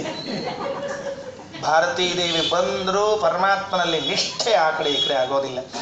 ದೈತ್ಯರು ಬಡಿಲಿ ನುಗ್ಗಲಿ ಎಂದೆಂದೆಂದೆಂದು ನಿಷ್ಠೆ ವ್ಯತ್ಯಾಸ ಆಗೋದಿಲ್ಲ. ಇದು ಒಂದು ನಿಷ್ಠೆಗೆ ಉಪನಿಷತ್ತು ಒಂದು ಕಥೆಯನ್ನು ಹೇಳ್ತದೆ, ಒಂದು ನಿಷ್ಠೆಗೆ ಒಂದು ಕಥೆಯನ್ನು ಹೇಳ್ತದೆ. ಹೇಳ್ತಾ ಹೊರಟು ಬಿಟ್ರೆ ಬಹಳ ಆಶ್ಚರ್ಯ ಆಗತ್ತೆ. ಮುಂದೆ ಹೋಗೋದಿಲ್ಲ, ಇದೊಂದು ಸಮಸ್ಯೆ ಆಗ್ಬಿಡ್ತಾ ಇದೆ. ನಿಷ್ಠೆ ಹೇಗೆ ಬದಲಾಯಿಸಲಿಲ್ಲ? ಕಣ್ಣಿನ ದೇವತೆ ಸೂರ್ಯ ನಿಷ್ಠೆಯನ್ನು ಬದಲಾಯಿಸಿದ, ಸೂರ್ಯ ನಿಷ್ಠೆ ಬದಲಾಯಿಸಿದ, ಚಂದ್ರ ನಿಷ್ಠೆ ಬದಲಾಯಿಸಿದ, ಮನೋಭಿಮಾನಿ ರುದ್ರದೇವ ನಿಷ್ಠೆಯನ್ನು ಬದಲಾಯಿಸಿದರು. ಶ್ವಾಸೋಚ್ಛ್ವಾಸದ ಅಭಿಮಾನಿ ಪ್ರಾಣದೇವ ನಿಷ್ಠೆಯನ್ನು ಬದಲಾಯಿಸಲಿಲ್ಲ. ಐತ್ರೇಯ ಉಪನಿಷತ್ತಿನಲ್ಲಿ ಕಥೆ ಹೇಳ್ತಾರೆ, ಛಾಂದೋಗ್ಯದಲ್ಲಿ ಕಥೆ ಹೇಳ್ತಾರೆ. ಎಂತಹ ನಿಷ್ಠೆ ಅದು! ಆ ನಿಷ್ಠೆಯನ್ನು ನಾವೆಲ್ಲ ಆದರ್ಶವನ್ನಾಗಿ ತಿಳಿಬೇಕು. ಇಂತಹ ನಿಷ್ಠೆ ಇದ್ದದ್ದಕ್ಕೇನೆ ಗುರುತಮ ಆಗಿದ್ದಾರೆ ಶ್ರೀಮದ್ ವಿಷ್ಣುಂಘ್ರಿ ನಿಷ್ಠಾ. ಅತಿ ಗುಣ ಗುರುತಮ. ಅತಿಗುಣ ಗುರುತಮ. ಅತಿಗುಣ ಅಂದ್ರೆ ಏನು? ಅತಿಗುಣ ಅಂದ್ರೆ ಏನು? ಅತಿ ಅಂದರೆ ದಾಟೋದು ಅಂತ ಒಂದರ್ಥ. ಅತಿಗುಣ ಅಂದರೆ ಗುಣಗಳನ್ನು ದಾಟಿದವರು. ಯಾವ ಗುಣಗಳನ್ನು ದಾಟಿದವರು ಅವರು ಅಂದರೆ ಸತ್ವ ರಜಸ್ತಮೋ ಗುಣಗಳನ್ನು ದಾಟಿದವರು ಆಚಾರ್ಯರು. ಆದ್ದರಿಂದ ಅವರಿಗೆ ಅತಿಗುಣ ಅಂತ ಕರೀತಾರೆ. ಯಾಕೆ ಅಂದರೆ ನಮ್ಮಲ್ಲಿ ಸತ್ವಗುಣ, ರಜೋಗುಣ, ತಮೋಗುಣಗಳು ನಿರಂತರವಾಗಿ ಕೆಲಸ ಮಾಡ್ತಿರ್ತಾವೆ. ಇದ್ದಕ್ಕಿದ್ದಂಗೆ ಸಿಟ್ಟಿ ಬರ್ತೀವಿ, ಇದ್ದಕ್ಕಿದ್ದಂಗೆ ನಗತೀವಿ, ನಮ್ಮ ನೋಡಿದ್ರೆ ಸ್ಕ್ರೂ ಲೂಸೋ ಸರಿನೋ ಏನೂ ಅಂದ್ಕೊಳ್ಬಾರ್ದು, ಹಂಗಾಗ್ತಿರ್ತಾವೆ ನಮ್ಮೆಲ್ಲ. ಅವೆಲ್ಲ ಸತ್ವಗುಣ, ರಜೋಗುಣ, ತಮೋಗುಣಗಳು ತಾವೇ ಕೆಲಸ ಮಾಡ್ತಿರ್ತಾವೆ. ಎಂದೆಂದೂ ವಾಯುದೇವರಲ್ಲಿ ಸತ್ವಗುಣ, ರಜೋಗುಣ, ತಮೋಗುಣಗಳು ತಮ್ಮ ಕೆಲಸವನ್ನ ಮಾಡುವುದಿಲ್ಲ. ಆದ್ದರಿಂದ ವಾಯುದೇವರಿಗೆ ಅತಿಗುಣ ಅಂತ ಕರೀತಾರೆ ತ್ರಿವಿಕ್ರಮಪಂಡಿತಾಚಾರ್ಯ. ಟೀಕಾಕೃತ್ಪಾದರು ಶ್ರೀಮನ್ ನ್ಯಾಯಸುಧೆಯ ಪ್ರಾರಂಭದಲ್ಲಿ ಒಂದು ಮಾತು ಬರೀತಾರೆ. ವಿಲೀನ ಪ್ರಕೃತಿತಯ ಸ್ವಯಮಂತರಾಯ ವಿಧುರೋಪಿ. ಟೀಕಾಕೃತ್ಪಾದರಂತಾರೆ, ನಮ್ಮ ಆಚಾರ್ಯರಿಗೆ ಲಿಂಗದೇಹ ಇದೆಯಾ? ಇದೆ. ಇಲ್ವಾ? ಇಲ್ಲ. ಏನ್ರಿ ಎರಡು ಮಾತಾಡ್ತಿರಲ್ಲ, ಯಾವ್ದಾರು ಒಂದು ಹೇಳ್ರಿ. ವಿಲೀನ ಪ್ರಕೃತಿತಯ ಸ್ವಯಮಂತರಾಯ ವಿಧುರೋಪಿ. ವಿಲೀನ ಪ್ರಕೃತಿ, ಸತ್ವಗುಣ, ರಜೋಗುಣ, ತಮೋಗುಣಗಳಿಂದ ನಿರ್ಮಾಣಗೊಂಡ ಲಿಂಗ ದೇಹ ವಾಯುದೇವರಿಗೆ ಇಲ್ಲೇ ಇಲ್ಲ. ಇಲ್ಲ ಅಂದ್ರೆ ಮತ್ತೆ ಸಂಸಾರದಾಗ ಹೆಂಗಿದ್ದಾರೆ? ಅದೇ ಸಂಸಾರದೊಳಗೆ ಇರ್ಲಿಕ್ಕೆ ಎಷ್ಟು ಬೇಕೋ ಅಷ್ಟದ, ಎಷ್ಟು ಬೇಡೋ ಅಷ್ಟಿಲ್ಲ.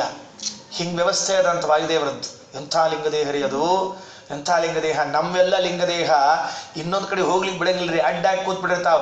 ವಾಯುದೇವರ ಲಿಂಗದೇಹ ಹೆಂಗದ ಗೊತ್ತೇನ್ರಿ? ನಮ್ಮ ಲಿಂಗದೇಹದೊಳಗೆ ಹೋಗ್ಲಿಕ್ಕೆ ಬರೋ ಹಂಗದವ್ರು ವಾಯುದೇವರ ಲಿಂಗದೇಹ. ಎಷ್ಟು ಅದ್ಭುತ ಮಾಡಿಟ್ಕೊಂಡಾರ ನೋಡ್ರಿ ಅವರೆಲ್ಲ. ಅದೆಲ್ಲ ಸತ್ವಗುಣ, ರಜೋಗುಣ, ತಮೋಗುಣಗಳಿಂದ ನಿರ್ಮಾಣವಾದ ಲಿಂಗದೇಹ ಅತಿಗುಣ. ಅದನ್ನು ದಾಟಿ ಬಿಟ್ಟಿದ್ದಾರೆ. ಶ್ರೀಮದ್ ವಿಷ್ಣುಂಗ್ರಿನಿಷ್ಠ, ಅತಿಗುಣ, ಗುರುತಮ. ಅದಕ್ಕಾಗಿಯೇ ನೀವು ಗುರುತಮರಾಗಿದ್ದೀರಿ. ಯಾಕೆ ಅಂದರೆ ಭಗವಂತನಲ್ಲಿ ನಿಷ್ಠೆ, ಮತ್ತೆ ನಿಮ್ಮಲ್ಲಿ ಸತ್ವರಜಸ್ತಮೋ ಗುಣಗಳ ಕಾರ್ಯ ಅಜ್ಞಾನಾದಿಗಳು ಇಲ್ಲ ಅನ್ನೋದಕ್ಕಾಗಿ ನೀವು ಗುರುಶ್ರೇಷ್ಠರಾಗಿದ್ದೀರಿ. ನಿಮ್ಮ ಹೆಸರೇನು? ಶ್ರೀಮದಾನಂದ ತೀರ್ಥ. ನಿಮ್ಮ ಹೆಸರೇ ಶ್ರೀಮದಾನಂದ ತೀರ್ಥರು. ಯಾತಕ್ಕಾಗಿ ಶ್ರೀಮದಾನಂದ ತೀರ್ಥರು ಅಂತ ಕರೆದದ್ದು ಆಚಾರ್ಯನ? ಯಾಕೆ ಆಚಾರ್ಯಗೆ ಆನಂದ ತೀರ್ಥರು ಅಂತ ಹೆಸರಿಟ್ಟರು? ನಮ್ಮಲ್ಲಿ ಕೆಲವರು ಎಲ್ಲ ಇಟ್ಕೊಂಡಿರ್ತಾರೆ, ಹೆಸರು ಇಟ್ಟುಕೊಂಡಂಗೆ ಇರಬೇಕು ಅಂತ ಎಂಬೋ ನಿಯಮ ಏನೇನೂ ಇಲ್ಲ. ಹೆಸರಿಟ್ಕೊಂಡಂಗೆ ಇರಬೇಕು ಎಂಬ ನಿಯಮ ಏನೂ ಇಲ್ಲ. ಸುದೈವಕ್ಕೆ ಯಾರೂ ಬುದ್ಧ ಅಂತ ಇಟ್ಕೊಂಡಿಲ್ಲ, ಅದೊಂದು ಭಾಳ ಚಲೋ ಅದ. ಯಾಕೆ ಅಕಸ್ಮಾತ್ ಯಾರಾದರೂ ಬುದ್ಧ ಅಂತ ಇಟ್ಕೊಂಡಿದ್ದ, ಅವ್ನು ಒಟ್ಟ ಜ್ಞಾನೋದಯನೇ ಆಗಲಿಲ್ಲ ಕೊನೆಯವರೆಗೆ ಅಂದ್ರೆ ಏನು ಗತಿ ಹೇಳೋಣ ಅಂತ. ಯಾಕಂದ್ರೆ ಬುದ್ಧ ಅಂತ ಇಟ್ಕೊಂಡವ್ ಏನಾರ ಒಮ್ಮೆ ಜ್ಞಾನೋದಯ ಆಗ್ಬೇಕು. ಯಾಕಂದ್ರೆ ನಾವು ಗಿಡದ ಬುಡಕ್ಕೆ ಕೂಡ್ತಾನೆ ಒಂದು ದಿವಸ. ಕೆಲವರಿಗೆ ಗಿಡದ ಬುಡಕ್ಕೆ ಆಗ್ತಿರ್ತದೆ, ಕೆಲವರಿಗೆ ಮನ್ಯಾಗ ಆಗ್ತಿರ್ತದೆ, ಕೆಲವರಿಗೆ ಕಂಬದ ಬುಡಕ್ಕೆ ಆಗ್ತದೆ. ಏನು ಹೇಳಿ ಬರೋದಿಲ್ಲ, ಯಾರಿಗೆ ಎಲ್ಲಿ ಆಗ್ತದೆ ಅಂತ ಹೇಳಿ ಬರೋದಿಲ್ಲ. ಬುದ್ಧ ಅಂತ ಇಟ್ಕೊಂಡ್ರೆ ಅವ್ನು ಜ್ಞಾನೋದಯ ಆಗಬೇಕು. ಆಗದೆ ಇದ್ರೆ ಏನು ಮಾಡ್ಬೇಕು? ಬುದ್ಧ ಅಲ್ಲವ, ಅವೇನು ಹಂಗಾರ ಬುದ್ಧು ಅಷ್ಟೇ, ಅವ ಬೇರೆ ಹೇಳಿಲ್ಲ. ಹೆಸರು ಇದ್ದಂತೆ ಇರಬೇಕು ಎಂಬ ನಿಯಮ ಇಲ್ಲ. ಹೇ ನಾರಾಯಣ ಪಂಡಿತಾಚಾರ್ಯರು ಪದ್ಧ ವಿಜಯದ 5ನೇ ಸರ್ಗದಲ್ಲಿ ಅಂತಾರೆ, ನಮ್ಮ ಆಚಾರ್ಯರು ಯಾಕೆ ಆನಂದ ತೀರ್ಥ ಅಂತ ಹೆಸರಿಟ್ಟಾರೆ ಗೊತ್ತೇನ್ರೋ? ಗೊತ್ತಿಲ್ವ? ಆನಂದ ರೂಪಸ್ಯ ಪರಸ್ಯ ಪಾತ್ರಧೀಹಿ ಆನಂದ ಸಂದಾಯಿ ಸುಶಾಸ್ತ್ರ ಕೃತ್ಸಯತ್ ಆನಂದ ತೀರ್ಥೇತಿ ಪದಂ ಗುರುದಿತಂ ಬಭೂವ ತಸ್ಯಾತ್ಯನುರೂಪ ರೂಪಕಂ. ಆ ನಾರಾಯಣ ಪಂಡಿತಾಚಾರ್ಯರ ವಾಣಿ ತಂದು ಸೇರಿಸ್ಬಿಟ್ರೆ, ಈ ಆಕಳ ಕರ ಇಬ್ಬರು ಸೇರಿಬಿಟ್ರೆ ಹಾಲು ಸಮೃದ್ಧಿ ಅಂತಾರಲ್ಲ, ಹಂಗೆ ಸಮೃದ್ಧಿ ಆಗಿಬಿಡ್ತಾವ್ರಿ. ಅದು ಹಾಲು ಕೊಡ್ಬೇಕಾದ್ರೆ ಆಕಳ ಅದು ವಿಚಾರ ಮಾಡ್ತದಂತ, ನನ್ನ ಕರ ಅದನೋ ಇಲ್ಲೋ ನೋಡ್ತದಂತ. ಕರ ಇದ್ರಷ್ಟ ಹಾಲು ಕೊಡ್ತದಂಥದ್ದು. ಹಂಗಾರೆ ನಾರಾಯಣ ತ್ರಿವಿಕ್ರಮ ಪಂಡಿತಾಚಾರ್ಯ ತಮ್ಮ ವಾಣಿಗೆ ನಾರಾಯಣ ಪಂಡಿತಾಚಾರ್ಯ ವಾಣಿ ಎಂಬ ಕರ ಸೇರಿದ್ರೆ ಸಮೃದ್ಧ ಹಾಲು ಬರ್ತದೆ, ಇಲ್ಲೇ ಬರೋದಿಲ್ಲ. ಅದು ಏನಂತಾರೆ? ಆನಂದ ರೂಪಸ್ಯ ಪರಸ್ಯ ಪಾತ್ರಧೀಹಿ. ಆನಂದ ಅಂತ ದೇವರಿಗೆ ಹೆಸರಂತ. ಆನಂದೋ ನಂದನೋ ನಂದ ಸತ್ಯ ಧರ್ಮ ತ್ರಿವಿಕ್ರಮ. ವಿಷ್ಣು ಸಹಸ್ರನಾಮದಲ್ಲಿ ದೇವರಿಗೆ ಆನಂದ ಅಂತ ಕರೀತಾರೆ. ಯಾಕೆ ಗೊತ್ತಾ? ಖರೆ ನಿಜವಾಗಿ ಆನಂದ ಅವನೇ, ಇನ್ಯಾರಿಲ್ಲ. ಪಾಪ ಯಾರೋ ಒಬ್ಬ ಸಂತೋಷ ಅಂತ ಹೆಸರಿಟ್ಕೊಂಡಿದ್ದ ಹುಡುಗ. ನಿನ್ನ ಹೆಸರೇನು ಅಂತ ಕೇಳಂತ, ಸಂತೋಷ ಅನ್ನಂತ. ಲೋಹಣಿ ಬಾರ ಹೆಸರು ಸಂತೋಷ ಅಂತ ಇಟ್ಕೊಂಡು ಅದನ್ನ ಚಂದ ಹೇಳು, ಅದನ್ನ ಯಾಕೆ ಅಂತ ಹೇಳಿಗತ್ತಿ. ನಮ್ಮಲ್ಲಿ ಶಾಣೆ ಇರ್ತಾರೆ, ಹೆಸರು ಹೆಂಗೆ ಹೇಳ್ತಾ ಇರ್ತಾರೆ? ಅತಗೋತ ಸಂತೋಷ ಅಂತ ಹೇಳ್ತಿರ್ತಾರೆ. ಹಂಗೆಲ್ಲ ಹೇಳಿಕ್ಕೆ ಹೋಗಬಾರ್ದು. ಆನಂದ ಅಂತ ಅನ್ನೋದು ಆನಂದವನ್ನು ತೋರಿಸ್ಬೇಕು. ಆನಂದ ರೂಪಸ್ಯ ಪರಸ್ಯ, ಆನಂದ ನಾಮಕನಾದ ಪರಮಾತ್ಮನಿಗೆ ಪಾತ್ರ ಧೀಹಿ. ಆಚಾರ್ಯರ ಮನಸ್ಸು ವಾಸಸ್ಥಾನ. ಆಚಾರ್ಯರ ಮನಸ್ಸು ಆನಂದ ನಾಮಕನ ಪರಮಾತ್ಮನ ವಾಸಸ್ಥಾನವಾದದ್ದರಿಂದ ಅವರಿಗೆ ಆನಂದ ತೀರ್ಥ ಅಂತ ಕರೀತಾರಂತ. ಏನ್ರಿ ಅಂದ್ರೆ ವಾಸಸ್ಥಾನ ಅಂದ್ರೆ ನಮ್ಮ ಗುಡಿಯಾಗೂ ಇದ್ದಾನ, ಅಲ್ಲಿಯೂ ಇದ್ದಾನ. ರೇ ಸ್ವಾಮಿ, ನಮ್ಮ ಆಚಾರ್ಯರ ಮನಸ್ಸಿನಲ್ಲಿ ಇದ್ದ ಪರಮಾತ್ಮ ಶ್ವೇತದ್ವೀಪದಲ್ಲೂ ಇಲ್ಲ, ವೈಕುಂಠದಲ್ಲೂ ಇಲ್ಲ, ಅನಂತಾಸನದಲ್ಲೂ ಇಲ್ಲ. ನೆನಪಿಟ್ಟುಕೊಳ್ರಿ, ಪರಮಾತ್ಮನ ಮನೆಗಳೇ 3: ಶ್ವೇತದ್ವೀಪ, ಅನಂತಾಸನ, ವೈಕುಂಠಗಳೆಂಬುವಂತಹ ದೇವರ ಅತ್ಯಂತ ಪ್ರಿಯವಾದ ಮನೆಗಳಲ್ಲೂ ಅಷ್ಟಿಲ್ಲ. ಎಷ್ಟು ನಮ್ಮ ಆಚಾರ್ಯರ ಮನೆಯಲ್ಲಿ ಇದ್ದಾನಲ್ಲ ಅಷ್ಟಿಲ್ಲವೇ ಇಲ್ಲ. ಆಚಾರ್ಯ ಅಂತಾರೆ, ನನ್ನ ಮನಸ್ಸಿನಲ್ಲಿ ದೇವರು ಇದ್ದಷ್ಟು ಇನ್ನೆಲ್ಲಿರ್ಲಿಕ್ಕೆ ಸಾಧ್ಯ ಇದೆಯೋ? ಸಾಧ್ಯನೇ ಇಲ್ಲ. ಆನಂದ ರೂಪಸ್ಯ ಪರಸ್ಯ ಪಾತ್ರಧೀಹಿ. ನಾರಾಯಣ ಪಂಡಿತಾಚಾರ್ಯ ಈ ಮಾತನ್ನಂತಾರೆ, ಅರ್ಥ ಮಾಡಿಕೊಳ್ಬೇಕು. ದೇವರು ನಮ್ಮ ಮನೆಯ ಪೆಟ್ಟಿಗೆ ಶಾಲಿಗ್ರಾಮದಲ್ಲಿ ಇದ್ದಾನಲ್ಲ, ಅದಕ್ಕಿಂತಲೂ ಕೋಟಿ ಕೋಟಿ ಕೋಟಿ ಪಟ್ಟು ಆಚಾರ್ಯರ ಮನಸ್ಸಿನಲ್ಲಿ ಇದ್ದಾನೆ. ನಮ್ಮ ಮನೆಯಲ್ಲಿ ಏನು ಪ್ರತಿಮೆ ಇದೆ, ಇಲ್ಲೇನು ಪ್ರತಿಮೆ ಸ್ಥಾಪಿತ ಆಗಿದೆ, ತಿರುಪತಿಯಲ್ಲಿ ಏನು ಪ್ರತಿಮೆ ಇದೆ ಪರಮಾತ್ಮನದ್ದು, ಶ್ರೀರಂಗದಲ್ಲಿ ಏನು ಪ್ರತಿಮೆ ಇದೆ, ಅಥವಾ ಇನ್ಯಾವ ತೀರ್ಥಕ್ಷೇತ್ರಗಳಿವೆಯೋ, ಅಥವಾ ಶ್ವೇತದ್ವೀಪ ವೈಕುಂಠ ಅನಂತಾಸನಗಳಿವೆಯೋ, ಇಲ್ಲಿ ಎಲ್ಲಾ ಕಡೆಗೆ ಭಗವಂತ ಏನು ಇದ್ದಾನಲ್ಲ, ಅದು ಎಲ್ಲಕ್ಕಿಂತಲೂ ಕೋಟಿ ಪಟ್ಟು ಮಿಗಿಲಾಗಿ ಎಲ್ಲಿದ್ದಾನೆ ಗೊತ್ತಾ? ನಮ್ಮ ಆಚಾರ್ಯರ ಮನಸ್ಸಿನಲ್ಲಿ ಇದ್ದಾನೆ. ಅದಕ್ಕೆ ನಾರಾಯಣ ಪಂಡಿತಾಚಾರ್ಯ ಅಂತಾರೆ, ಆನಂದ ರೂಪಸ್ಯ ಪರಸ್ಯ ಪಾತ್ರ ಧೀಹಿ. ಅಷ್ಟೇ ಅಲ್ಲ, ಇನ್ನೊಂದು ಕಾರಣಕ್ಕೆ ಆನಂದ ತೀರ್ಥ. ತೀರ್ಥ ತೀರ್ಥ ಅಂದ್ರೆ ಏನ್ರಿ? ನಮ್ಮಲ್ಲಿ ತೀರ್ಥ ಅಂದ್ರೆ ಗೊತ್ತದ್ರಿ, ಕೊನೆಗೆ ಪರ್ಯಾಯಸ್ತ್ರ ಮಂಗಳಾರತಿ ಮಾಡಿಕೊಡ್ತಾರಲ್ಲ, ತೀರ್ಥ ಅದೇ ತೀರ್ಥ. ಯಾಕಂದ್ರೆ ನಮ್ಮಲ್ಲಿ ಪರ್ಯಾಯಸ್ತ್ರ ಎಲ್ಲ ಗುಡಿಮಂತನ ಪರ್ಯಾಯಸ್ತ್ರ ಎಲ್ಲ ತೀರ್ಥ ಕೊಟ್ಟೆ ಕೊಡ್ತಾರೆ ಕೊನೆಗೆ, ಅದೇ ತೀರ್ಥ ನಮ್ಮಲ್ಲಿ. ಅಲ್ಲೋ ಪುಣ್ಯಾತ್ಮ, ತೀರ್ಥ ಅಂದ್ರೆ ಇನ್ನೊಂದದನು ಗೊತ್ತಾತ್ ಬಿಡ್ರಿ, ತೀರ್ಥ ವಿಧಿ. ಓ ಗೊತ್ತಾತ್ ಈಗ, ಯಾಕಂದ್ರೆ ಈಗ ಕನ್ಯಾಗತ ಬಂದದ, ತೀರ್ಥ ವಿಧಿ ಗೊತ್ತದ, ಅದಕ್ಕೆ ತೀರ್ಥ ವಿಧಿ. ಒಂದು ತೀರ್ಥ ಅಂದ್ರೆ ಆ ತೀರ್ಥ, ಇಲ್ಲ ಇನ್ನೊಂದು ತೀರ್ಥ ಅಂದ್ರೆ ಈ ತೀರ್ಥ ವಿಧಿ ತೀರ್ಥ. ಅಲ್ಲೋ ಪುಣ್ಯಾತ್ಮ, ಇನ್ನೊಂದು ತೀರ್ಥದನೋ ಅದನ್ನ ಹೇಳ್ಬಾರ್ದ್ರಿ, ಇನ್ನೊಂದು ತೀರ್ಥ ಅಂತ ಬೇರೆದ ಕರೀತಾರೆ, ಗೊತ್ತು ಇಲ್ಲ ಯಾವ ತೀರ್ಥ, ಅದಕ್ಕೊಂದು ತೀರ್ಥ ಅಂತ ಕರೀತಾರೆ. ಆಚಾರ್ಯ ನಮ್ದೆಲ್ಲ ಪಾಂತಾಪುರ ತೀರ್ಥ ಪ್ರಸಾದ ಆಗ್ಯದ್ರಿ ಅಂತ ಹೇಳ್ತಿರ್ತಾರೆ, ಪಾಂತವಾಗಿ ತೀರ್ಥ ಪ್ರಸಾದ. ಆ ತೀರ್ಥ ಅಲ್ಲೋ ಪುಣ್ಯಾತ್ಮ, ತೀರ್ಥ ಅಂದರೆ ಶಾಸ್ತ್ರ. ಶಾಸ್ತ್ರಕ್ಕೊಂದು ಹೆಸರಿದೆ ಅಂತೆ ತೀರ್ಥ ಅಂತ, ಅರ್ಥ ಮಾಡಿಕೊಳ್ಬೇಕು. ಶಾಸ್ತ್ರಕ್ಕೆ ತೀರ್ಥ ಅಂತ ಯಾಕೆ ಕರೀತಾರೆ? ತೀರ್ಥದಲ್ಲಿ ಮಿಂದಿ ಎದ್ದಾಗ ಎಷ್ಟು ಪಾವಿತ್ರ್ಯ ದೊರಕ್ತದೆಯೋ, ಶಾಸ್ತ್ರವನ್ನ ಕೇಳಿದಾಗಲೂ ಅಷ್ಟೇ ಪಾವಿತ್ರ್ಯ ದೊರಕ್ತದೆ. ಅದಕ್ಕಾಗಿ ಇದಕ್ಕೆ ತೀರ್ಥ ಅಂತ ಕರೀತಾರೆ. ಶಾಸ್ತ್ರಕ್ಕೆ ಯಾಕೆ ತೀರ್ಥ ಅಂತ ಹೆಸರಿಟ್ರು? ಶಾಸ್ತ್ರಕ್ಕೆ ಯಾಕೆ ತೀರ್ಥ ಅಂತ ಕರಿಬೇಕು? ತೀರ್ಥದಲ್ಲಿ ಸ್ನಾನ ಮಾಡಿದಾಗ ಪಾಪಗಳೆಲ್ಲ ಹೋಗುತ್ತೆ, ಮನಸ್ಸು ಶುದ್ಧ ಆಗತ್ತೆ, ದೇಹ ಶುದ್ಧ ಆಗತ್ತೆ, ಆತ್ಮ ಶುದ್ಧ ಆಗತ್ತೆ ಅನ್ನೋದಕ್ಕಾಗಿ ಅದಕ್ಕೆ ತೀರ್ಥ ಅಂತ ಕರೀತಾರೆ. ಹಾಗಾದ್ರೆ ಅದೇ ಹೆಸರನ್ನ ಯಾವುದಕ್ಕೆ ಇಟ್ಟೀವಿ? ಶಾಸ್ತ್ರಕ್ಕೆ ಇಟ್ಟೀವಿ. ಅಂದ್ರೆ ಶಾಸ್ತ್ರವನ್ನ ಕೇಳಿದಾಗ ಪಾಪ ಹೋಗುತ್ತೆ, ಮನಸ್ಸು ಶುದ್ಧ ಆಗತ್ತೆ, ಆತ್ಮಶುದ್ಧಿ ಆಗತ್ತೆ. ಅದಕ್ಕಾಗಿ ಇದಕ್ಕೂ ತೀರ್ಥ ಅಂತ ಕರೆದದ್ದು. ಯಾಕೆ ವ್ಯವಸ್ಥೆ ಮಾಡಿದ್ರು ಗೊತ್ತಾ? ಹಿಂದಿನವರು ಬಹಳ ಬುದ್ಧಿವಂತರು. ತೀರ್ಥ ಅಂತ ಶಾಸ್ತ್ರಕ್ಕೆ ಯಾಕೆ ಹೆಸರಿಟ್ಟರು, ಶಾಸ್ತ್ರಗಳ ರಚನೆಯನ್ನು ಯಾಕೆ ಮಾಡಿದ್ರು ಗೊತ್ತಾ? ನಾವೆಲ್ಲ ಒಂದು ದಿವಸ ತೀರ್ಥವನ್ನ ಬಿಟ್ಟು ಹೊರಗೆ ಬರ್ತೀವಿ ಅಂತ ಗೊತ್ತಿತ್ತವರಿಗೆ. ನಾವೆಲ್ಲ ಒಂದು ದಿವಸ ನದಿಗಳನ್ನು ಬಿಟ್ಟು ಎಲ್ಲೋ ಬೇರೆ ಕಡೆಗೆ ಮನೆ ಮಾಡಿಕೊಳ್ತೀವಿ ಅಂತ ಗೊತ್ತಿತ್ತು. ತೀರ್ಥಕ್ಕೆ ಹೋಗಿ ಮಾಡ್ಲಿಕ್ಕೆ ಸ್ನಾನ ಆಗೋದಿಲ್ಲ ಅಂತ ಗೊತ್ತಿತ್ತು. ಅದಕ್ಕಾಗಿ ಈ ತೀರ್ಥವನ್ನು ನಿರ್ಮಾಣ ಮಾಡಿ ಮನೆಯಲ್ಲೇ ತೀರ್ಥ ಇಟ್ಟುಕೊಂಡಿರು, ಶಾಸ್ತ್ರ ಇಟ್ಟುಕೊಂಡಿರು, ನಿತ್ಯ ಇದರಲ್ಲಿ ಮುಳುಗು, ಅದರಲ್ಲಿ ಮುಳುಗಿದ ಸಮಾನವಾದ ಫಲ, ಅದಕ್ಕೂ ಹೆಚ್ಚಿನ ಫಲವನ್ನು ಕೊಡ್ತೀವಿ ಅನ್ನೋದಕ್ಕಾಗಿ ಶಾಸ್ತ್ರವನ್ನ ತೀರ್ಥ ಅಂತ ಮಾಡಿ ಇಟ್ಟಿದ್ದಾರೆ. ಮನೆಯಲ್ಲಿ ಶಾಸ್ತ್ರದ ಗ್ರಂಥಗಳಿದ್ರೆ ಸಾಕು, ಅದೊಂದು ತೀರ್ಥಕ್ಷೇತ್ರ, ಅದೊಂದು ತೀರ್ಥಕ್ಷೇತ್ರ. ತತ್ರಾಪಿ ಶ್ರೀಮದಾಚಾರ್ಯರ ಗ್ರಂಥಗಳು, ಟೀಕಾಕೃತ್ಪಾದರ, ವ್ಯಾಸರಾಜರ, ವಚನಾಜರ ಗ್ರಂಥಗಳು, ರಾಯರ ಗ್ರಂಥಗಳು ಇದ್ದು ಬಿಟ್ರಂತರೂ ಕೇಳಲೇಬೇಡ್ರಿ. ಮನೆ ಪೂರ್ಣ ತೀರ್ಥಕ್ಷೇತ್ರ, ಎಲ್ಲಿ ಹೋಗೋದು ಬೇಕಾಗೇ ಇಲ್ಲ. ಮನೆ ಮಂತ್ರಾಲಯ ಹಾಡಿದ್ರು ನೋಡ್ರಿ, ಪಾಪ ಯಾರೋ ಅದು ಇದನ್ನ ನೋಡಿ ಹಾಡಿದ್ದವು, ಬೇರೆ ಯಾವುದು ತಿಳ್ಕೊಬೇಡ್ರಿ. ತೀರ್ಥ ಹಾಗಾದ್ರೆ ಆನಂದ ತೀರ್ಥ. ತೀರ್ಥ ಅಂದ್ರೆ ಶಾಸ್ತ್ರ, ಆನಂದ ಅಂದ್ರೆ ಓದ್ತಾ ಇದ್ರೆ ಆನಂದ ಆಗ್ಬೇಕು, ಕೇಳ್ತಾ ಇದ್ರೆ ಆನಂದ ಆಗ್ಬೇಕು. ಶಾಸ್ತ್ರವನ್ನ ಕೇಳುವಾಗ ಯಾರಿಗೆ ಆನಂದದ ಅನುಭೂತಿ ಆಗ್ತದಲ್ಲ ಅವ ಸಜ್ಜೀವಿ. ಯಾರಿಗೆ ಶಾಸ್ತ್ರವನ್ನ ಕೇಳ್ತಾ ಕೇಳ್ತಾ ಇರುವಾಗಲೇನೆ ಮನಸ್ಸಿನಲ್ಲಿ ಒಂದು ತರಹದ ಆನಂದದ ಮೀಟರ್ ಏರಿ ಇಳಿತದಲ್ಲ, ಏರಿಳಿತ ಆಗ್ತದಲ್ಲ, ಅವ ನಿಜವಾಗಿ ಸಜ್ಜೀವಿ.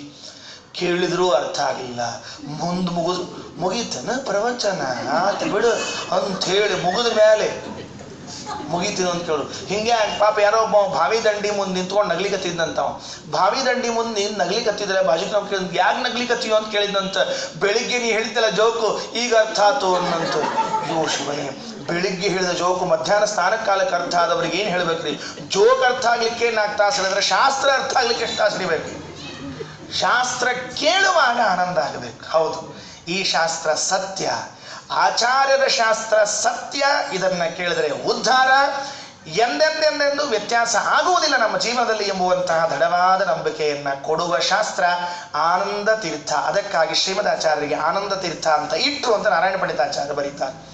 ಆನಂದ ರೂಪಸ್ಯ ಪರಸ್ಯ ಪಾತ್ರಧೀಹಿ ಆನಂದ ಸಂದಾಯಿ ಸುಶಾಸ್ತ್ರ ಕೃತ್ಸಯತ್ ಆನಂದ ತೀರ್ಥೇತಿ ಪದಂ ಗುರುದಿತಂ ಬಭೂವ ತಸ್ಯಾತ್ಯನುರೂಪ ರೂಪಕಂ ಶ್ರೀಮದ್ವಿಷ್ಣುಂಘ್ರಿನಿಷ್ಠಾ ಅತಿಗುಣ ಗುರುತಮ ಶ್ರೀಮದಾನಂದ ತೀರ್ಥ ತ್ರೈಲೋಕ್ಯಾಚಾರ್ಯ ಪಾದೋಜ್ವಲ ಜಲ ಜಲ ಸತ್ ಪಾಂಸವೋ ಸ್ಮಾನ್ ಪುರಂತೋ. ಏನಾದ್ರು ಮರ್ತು ಬಿಡ್ತಾರ್ರಿ, ಮೈ ಮರ್ತು ಹೋಗ್ಬಿಡ್ತದೆ. ನನಗೆ ಅಕ್ಷರಶಃ ದಯವಿಟ್ಟು ಕೆಲವು ಶ್ಲೋಕಗಳು ವ್ಯತ್ಯಾಸ ಆದರೂ ಹೇಳೋದು ಅವಸರ ಆದರೂ ಇದರಲ್ಲಿ ಸಮಾಧಾನ ಮಾಡಿಕೊಳ್ಳ್ರಿ. ಯಾಕೆಂದ್ರೆ ನನಗೆ ಮುಂದೆ ಹೋಗ್ಲಿಕ್ಕೆ ಆಗ್ತಾ ಇಲ್ಲ. ಒಂದು ಪದ ಆಚೆ ಈಚೆ ತೆಗೆದುಬಿಟ್ರೆ ಕಷ್ಟ ಆಗತ್ತೆ. ತ್ರೈಲೋಕ್ಯಾಚಾರ್ಯ ಪಾದ. ಏನು ತ್ರೈಲೋಕ್ಯಾಚಾರ್ಯ ಪಾದ? ಮೂರು ಲೋಕದ ಆಚಾರ್ಯರು. ನಾವೆಲ್ಲ ಆಚಾರರು. ಯಾವ ಆಚಾರು? ಹೊಸ ಯಲ್ಲಾಪುರದ ಆಚಾರು, ಶುಕ್ರವಾರಪೇಟೆ ಆಚಾರು, ಮಾಳಮಡ್ಡಿ ಆಚಾರು, ಇನ್ಯಾವ ಆಚಾರ? ಕೆಲವರಂತರು ಮನಿ ಆಚಾರು, ಮಂತ್ರಸ್ಥಾಚಾರ ಅಂತಿರ್ತಾರಲ್ಲ, ಅಂದ್ರೆ ಹೇಳ್ರಿ ತಮ್ಮ ಮನೆಯಾಗ ಕೂತಿರ್ತಾರೆ ಅಂತ ಅರ್ಥ, ಹೊರಗೆ ಹೋಗಂಗಿಲ್ಲ ಮಂತ್ರಸ್ಥಾಚಾರ. ನಾವೆಲ್ಲ ಯಾವ ಆಚಾರು? ಓಣಿ ಆಚಾರು, ಕಾಲನಿ ಆಚಾರು, ಊರಿನ ಆಚಾರ. ನಮ್ಮ ಆಚಾರ ತ್ರೈಲೋಕ್ಯಾಚಾರ್ಯ ಪಾದೋಜ್ವಲ ಜಲ ಜಲ ಸತ್ ಪಾಂಸವೋಸ್ಮಾನ್ ಪುನಂತು. ಆ ಆಚಾರ್ಯರ ಪಾದದ ಧೂಳಿ ಕಣ. ತ್ರಿವಿಕ್ರಮಪಂಡಿತಾಚಾರ್ಯರು ಆ ಪಾದ ಧೂಳಿಯನ್ನ ಹಚ್ಚಿಕೊಂಡವರು. ಅವರಿಗೆ ಅನುಭವ ಇದೆ, ನಮಗೆ ಅನುಭವ ಇಲ್ಲ. ನಾವು ಅದೇ ಹೇಳಿದ್ನಲ್ಲ, ಭಾಗ್ಯಹೀನರು. ಹಾವಯಂ ಭಾಗ್ಯಹೀನ. ಆಚಾರ್ಯರ ಜೊತೆಗೆ ಎದುರಿಗೆ ಕೂತ್ಕೊಂಡು ವಾಕ್ಯಾರ್ಥವನ್ನ ಮಾಡಿ ವಾಕ್ಯಾರ್ಥದಲ್ಲಿ ಸೋತು ಆಚಾರ್ಯರ ಪಾದವನ್ನ ಎತ್ತಿ ತಲೆಯ ಮೇಲೆ ಇಟ್ಟುಕೊಂಡು ಪ್ರಣಮ್ಯಾಚಷ್ಟ ಶಿಷ್ಟೋಸೋ ಕ್ಷಮ್ಯತಾಂ ನಾಥ ಚಾಪಲಂ ಪದ ಪದ್ಮ ರಜೋ ದಾಸ್ಯಂ ಧ್ರುವಂ ಮೇ ಧೀಯತಾಮಿತಿ. ಈ ಪ್ರಾರ್ಥನೆಯನ್ನು ಮಾಡಿಕೊಂಡವರು ತ್ರಿವಿಕ್ರಮ ಪಂಡಿತಾಚಾರ್ಯ. ನಾರಾಯಣ ಪಂಡಿತಾಚಾರ್ಯರ ಮಗ ಬರೀತಾರೆ, ನಮ್ಮಪ್ಪ ವಾದದೊಳಗೆ ಸೋತು ಆಚಾರ ಕಾಲ ತಲೆ ಮೇಲೆ ಇಟ್ಕೊಂಡು ಏನು ಕೇಳಿದ್ರೆ ಗೊತ್ತಾ? ಪದ ಪದ್ಮ ರಜೋ ದಾಸ್ಯಂ ಧ್ರುವಂ ಮೇ ಧೀಯತಾಮಿತಿ. ಆಚಾರ್ಯರೇ, ನಿಮ್ಮ ಪಾದಧೂಳಿಯ ದಾಸ್ಯ ನಮಗೆ ಕೊಡ್ರಪ್ಪ, ಇನ್ನೇನು ಕೇಳಿಕೊಳ್ಳೋದಿಲ್ಲ ನಾನು ಅಂತ ಸಾಕ್ಷಾತ್ತಾಗಿ ಕೇಳಿದವರು ತ್ರಿವಿಕ್ರಮ ಪಂಡಿತಾಚಾರ್ಯ ಅವರಂತಾರೆ, ಉಜ್ವಲ ಜಲ ಜಲ ಸತ್ ಪಾಂಸವಃ ಅಸ್ಮಾನ್ ಪುರಂತು. ನಮ್ಮನ್ನು ಪವಿತ್ರಗೊಳಿಸ್ಲಿ, ನಮ್ಮನ್ನು ಪವಿತ್ರಗೊಳಿಸ್ಲಿ. ಶ್ರೀಮದ್ ವಿಷ್ಣುಂಘ್ರಿನಿಷ್ಠ ಅತಿಗುಣ ಗುರುತಮ ಶ್ರೀಮದ್ ಆನಂದ ತೀರ್ಥ ತ್ರೈಲೋಕ್ಯಾಚಾರ್ಯ ಪಾದೋಜ್ವಲ ಜಲ ಜಲ ಸತ್ ಪಾಂಸವಃ ಅಸ್ಮಾನ್ ಪುರಂತು. ಆಚಾರ್ಯರು ವಿಷ್ಣುಂಘ್ರಿಯಲ್ಲಿ ನಿಷ್ಠೆ ಮಾಡ್ತಾರಂತೆ. ವಿಷ್ಣುವಿನ ಅಂಗ್ರಿ ಭಗವಂತನ ಪಾದ. ಭಗವಂತನ ಪಾದ ಅಂದ್ರೆ ಏನ್ರಿ? ಆಚಾರ್ಯ ಗೊತ್ತಿಲ್ಲ, ನೆಟ್ಟು ಗೊತ್ತಿಲ್ಲ. ದೇವ್ರ ಪಾದ ಅಂದ್ರೆ ಗೊತ್ತಿಲ್ಲ. ಬಲಗಾಲು ಎಡಗಾಲು ದೇವ್ರದ್ದು ಪಾದ. ಅಷ್ಟು ಶಾಣ ನಾವಾಗಿದ್ರೆ ಇಲ್ಯಾಕೆ ಬರ್ತಿದ್ವಿ ಅಂತ ಯಾರೋ ಕೇಳಿದ್ರಂತ. ಆಚಾರ್ಯರು ಒಂದು ಮಾತು ಹೇಳ್ತಾರೆ, ದೇವರ ಪಾದ ಅಂದ್ರೆ ಏನು ಗೊತ್ತಾ? ಸುವಾಹ. ದೇವರ ಪಾದದ ಹೆಸರಂತೆ, ನೆನಪಿಟ್ಕೊಳ್ರಿ. ದೇವರ ಪಾದಕ್ಕೊಂದು ಹೆಸರದಂತೆ ಗೊತ್ತಿಲ್ಲ ನಮಗೆಲ್ಲ. ಸುವಾಹ ನೋಡ್ರಿ, ದೇವರ ಹೆಸರು, ಪಾದದ ಹೆಸರು ಎಷ್ಟು ಚಂದದ. ಸುವಾಹ. ಸು ಅಂದ್ರೆ ಬಲಪಾದ, ವಾಹ ಅಂದ್ರೆ ಎಡಪಾದ ಅಂತ. ದೇವರ ಪಾದಕ್ಕೆ ಹೆಸರವರಿ. ನಮಗೆ ಪಾದಕ್ಕೆ ಆಚಾರ್ಯ ನಿಮ್ಗೆ ಇಟ್ಟದ ಹೆಸರೇ ಎಕ್ಸ್ಟ್ರಾ ಆಗಿದೆ, ಸುಮ್ ಕೂಡ ಜಾಸ್ತಿ ಮಾತಾಡಬೇಡಿ. ನಿಮ್ಮ ಪಾದಕ್ಕೊಂದು ಹೆಸರು, ಕೈಗೊಂದು ಹೆಸರು, ಕಾಲಿಗೊಂದು ಹೆಸರು. ಪುಣ್ಯಕ್ಕೆ ನಿಮ್ಮ ಬಾಲಕ್ಕೆ ಆಚಾರ್ಯ, ನಿಮ್ಮ ಬಾಲಕ್ಕೊಂದು ಹೆಸರು ಇಲ್ಲಲ್ಲ, ಹಚ್ಚುತ್ತೀವಿ, ನೀವೇನು ಕಾಳಜಿ ಮಾಡಿಕೊಳ್ಬೇಕು. ದೇವರ ಪಾದಕ್ಕೆ ಒಂದು ಹೆಸರು, ಬಲಪಾದಕ್ಕೊಂದು ಎಡಪಾದಕ್ಕೊಂದು ಹೆಸರು. ಸುವಾಹ. ಸುವಾಹ. ದೇವರ ಬಲಪಾದಕ್ಕೆ ಸು ಅಂತ ಹೆಸರು. ಯಾಕೆ ಗೊತ್ತಾ? ಸು ಇತಿ ಆನಂದ ಉದ್ದಿಷ್ಟ, ವರಿತಿ ಜ್ಞಾನ ಮುಚ್ಚತೆ. ಸು ಅಂತ ದೇವರ ಬಲಪಾದಕ್ಕೆ ಯಾಕೆ ಹೆಸರು ಅಂದರೆ ಆ ಪಾದ ಆನಂದ ಪಾದ. ವ ಅನ್ನುವ ಪಾದ ಎಡಪಾದ, ಜ್ಞಾನ ಪಾದ. ದೇವರಿಗೆ ಎರಡೇ ಕಾಲು, ಜ್ಞಾನ ಆನಂದ. ಎಷ್ಟು ಚೆನ್ನಾಗಿದೆ ನೋಡ್ಕೊಳ್ರಿ. ಆಚಾರ್ಯರು ಭಗವಂತನ ಪಾದದಲ್ಲಿ ನಿಷ್ಠೆ ಅಂದರೆ ದೇವರ ಬಲಪಾದವೆನಿಸಿಕೊಂಡ ಸು ಎಂದು ಕರೆಸಿಕೊಳ್ಳುವ ಆನಂದದಲ್ಲಿ ನಿಷ್ಠೆ, ದೇವರ ಎಡಪಾದವೆಂದು ಕರೆಸಿಕೊಳ್ಳುವ ವ ಎಂಬ ಅರ್ಥವಾದ ಜ್ಞಾನದಲ್ಲಿ ನಿಷ್ಠೆ. ಶ್ರೀಮದ್ ವಿಷ್ಣುಂಗ್ರಿ ನಿಷ್ಠಾ. ಆಚಾರ್ಯರ ದೇವರ ಪಾದಗಳೆನಿಸಿದ ಜ್ಞಾನಾನಂದಗಳಲ್ಲಿ ನಿಷ್ಠೆ ಇದ್ದವರು. ದೇವರ ಜ್ಞಾನ ಎಷ್ಟು, ದೇವರ ಆನಂದ ಎಷ್ಟು, ದೇವರ ಜ್ಞಾನ ಎಷ್ಟು, ದೇವರ ಆನಂದ ಎಷ್ಟು, ಇದನ್ನ 24 ಗಂಟೆ ಲೆಕ್ಕ ಹಾಕ್ತಾ ಇರ್ತಾರಂತೆ ಶ್ರೀಮದಾಚಾರ್ಯ. ಇಷ್ಟಾನಂದ ಇಷ್ಟ ಜ್ಞಾನ, ಇಷ್ಟಾನಂದ ಇಷ್ಟ ಜ್ಞಾನ. ಏನ್ರಿ ಎಲ್ಲರ ನಮಗೆ ದೇವರದ್ದು ಪಾದದ ಲೆಕ್ಕ ಬಿಡ್ರಿ, ಅವಂದು ಕೈ ಲೆಕ್ಕ ಬಿಡ್ರಿ, ಕಾಲಿನ ಲೆಕ್ಕ ಬಿಡ್ರಿ, ಗುಣದ ಲೆಕ್ಕ ಬಿಡ್ರಿ, ವಾರ್ತೆಗಳೇ ಬೀಳೋದಿಲ್ಲ. ಅಂಥದ್ದು ಶ್ರೀಮದ್ ವಿಷ್ಣು ಅಂಘ್ರಿ ನಿಷ್ಠಾ. 2 ಪಾದಗಳಲ್ಲಿ ನಿಷ್ಠೆಯನ್ನು ಇಟ್ಕೊಂಡಿದ್ದಾರೆ. ಆ 2 ಪಾದ, ಒಂದು ಸು ಒಂದು ವಹ, ಜ್ಞಾನ ಆನಂದವೆಂಬುವಂಥ ಪಾದಗಳಲ್ಲಿ ನಿಷ್ಠೆ ಇಟ್ಟ ಆಚಾರ್ಯರ ಪಾದಧೂಳಿಯನ್ನ ನಾವು ಕೇಳಿಕೊಳ್ತೇವೆ. ಅಸ್ಮಾನ್ ಪುನಂತು, ನಮ್ಮನ್ನ ರಕ್ಷಣೆ ಮಾಡಲಿ. ವಾಚಾಂ ಯತ್ರ ಪ್ರಣೇತ್ರಿ ತ್ರಿಭುವನ ಮಹಿತಾ ಶಾರದಾ ಶಾರದೇಂದು ಜ್ಯೋತ್ಸ್ನಾ ಭದ್ರಸ್ಮಿತ ಶ್ರೀ ಧವಳಿತ ಕಕುಭಾ ಪ್ರೇಮ ಭಾರಂ ಬಭಾರ. ಶಾರದಾದೇವಿ ಯಾರು? ಭಾರತೀ ದೇವಿರು. ಶಾರದಾದೇವಿ ಅಂದರೆ ಭಾರತೀ ದೇವಿ. ಶಾರ ಅಂದರೆ ಸಂಸಾರ. ಶಾರಂ ದ್ಯತಿ ಇತಿ ಶಾರದ. ನಮ್ಮ ಸಂಸಾರವನ್ನು ನಾಶ ಮಾಡ್ತಾಳೆ, ಮೋಕ್ಷವನ್ನು ಕರುಣಿಸ್ತಾಳೆ ಎಂಬುದಕ್ಕಾಗಿ ಭಾರತೀ ದೇವಿಗೆ ಶಾರದಾ ಅಂತ ಕರೀತಾರೆ. ಆ ಶಾರದಾ ದೇವಿ ಯತ್ರ ಪ್ರೇಮ ಭಾರಂ ಬಭಾರ. ಯಾವ ವಾಯುದೇವರ ಪಾದಧೂಳಿಯಲ್ಲಿ ಪ್ರೇಮಾತಿಶಯವನ್ನು ತೋರಿಸಿದ್ಲು. ಇದು ಇದು ಇದು ಇದು ಪಾದಧೂಳಿ ಇದೆಯಲ್ಲ, ಈ ಪಾದಧೂಳಿ ನನ್ನದು, ನನ್ನ ಮೋಕ್ಷದಾಯಕವಾದ ಪಾದಧೂಳಿ ಇದು ಅಂತ ಹೇಳಿ ಹೆಂಡತಿ ಅತಿಯಾದ ಪ್ರೇಮವನ್ನ ಧರಿಸಿದವಳು ಆ ಆಚಾರ್ಯರ ಪಾದಧೂಳಿಯಲ್ಲಿ. ಅರ್ಥ ಮಾಡಿಕೊಳ್ಳಿಕ್ಕೆ ಬಹಳ ಕಷ್ಟ ಆಗುತ್ತೆ. ಶಾರದಾದೇವಿ ಅಂದರೆ ಯಾರು? ತ್ರಿವಿಕ್ರಮ ಪಂಡಿತಾಚಾರ್ಯರು ಮೊದಲು ಒಂದು ಮಾತು ಹೇಳ್ತಾರೆ, ಅವಳು ನಕ್ರೆ, ಭಾರತೀ ದೇವಿಯ ನಗು. ಪ್ರಾಯಶಃ ಭಾರತೀ ದೇವಿಯ ನಗುವಿನ ಬಗ್ಗೆ ಯಾರೂ ಹೇಳಿಲ್ಲ. ಮೊಟ್ಟ ಮೊದಲು ಕೊನೆಯವರು ತ್ರಿವಿಕ್ರಮ ಪಂಡಿತಾಚಾರ್ಯ. ಶಾರದೇಂದು ಜ್ಯೋತ್ಸ್ನಾ ಭದ್ರ ಸ್ಮಿತ ಶ್ರೀ ಧವಳಿತ ಕಕುಭಾ ಪ್ರೇಮ ಭಾರಂಭ ಭಾರ.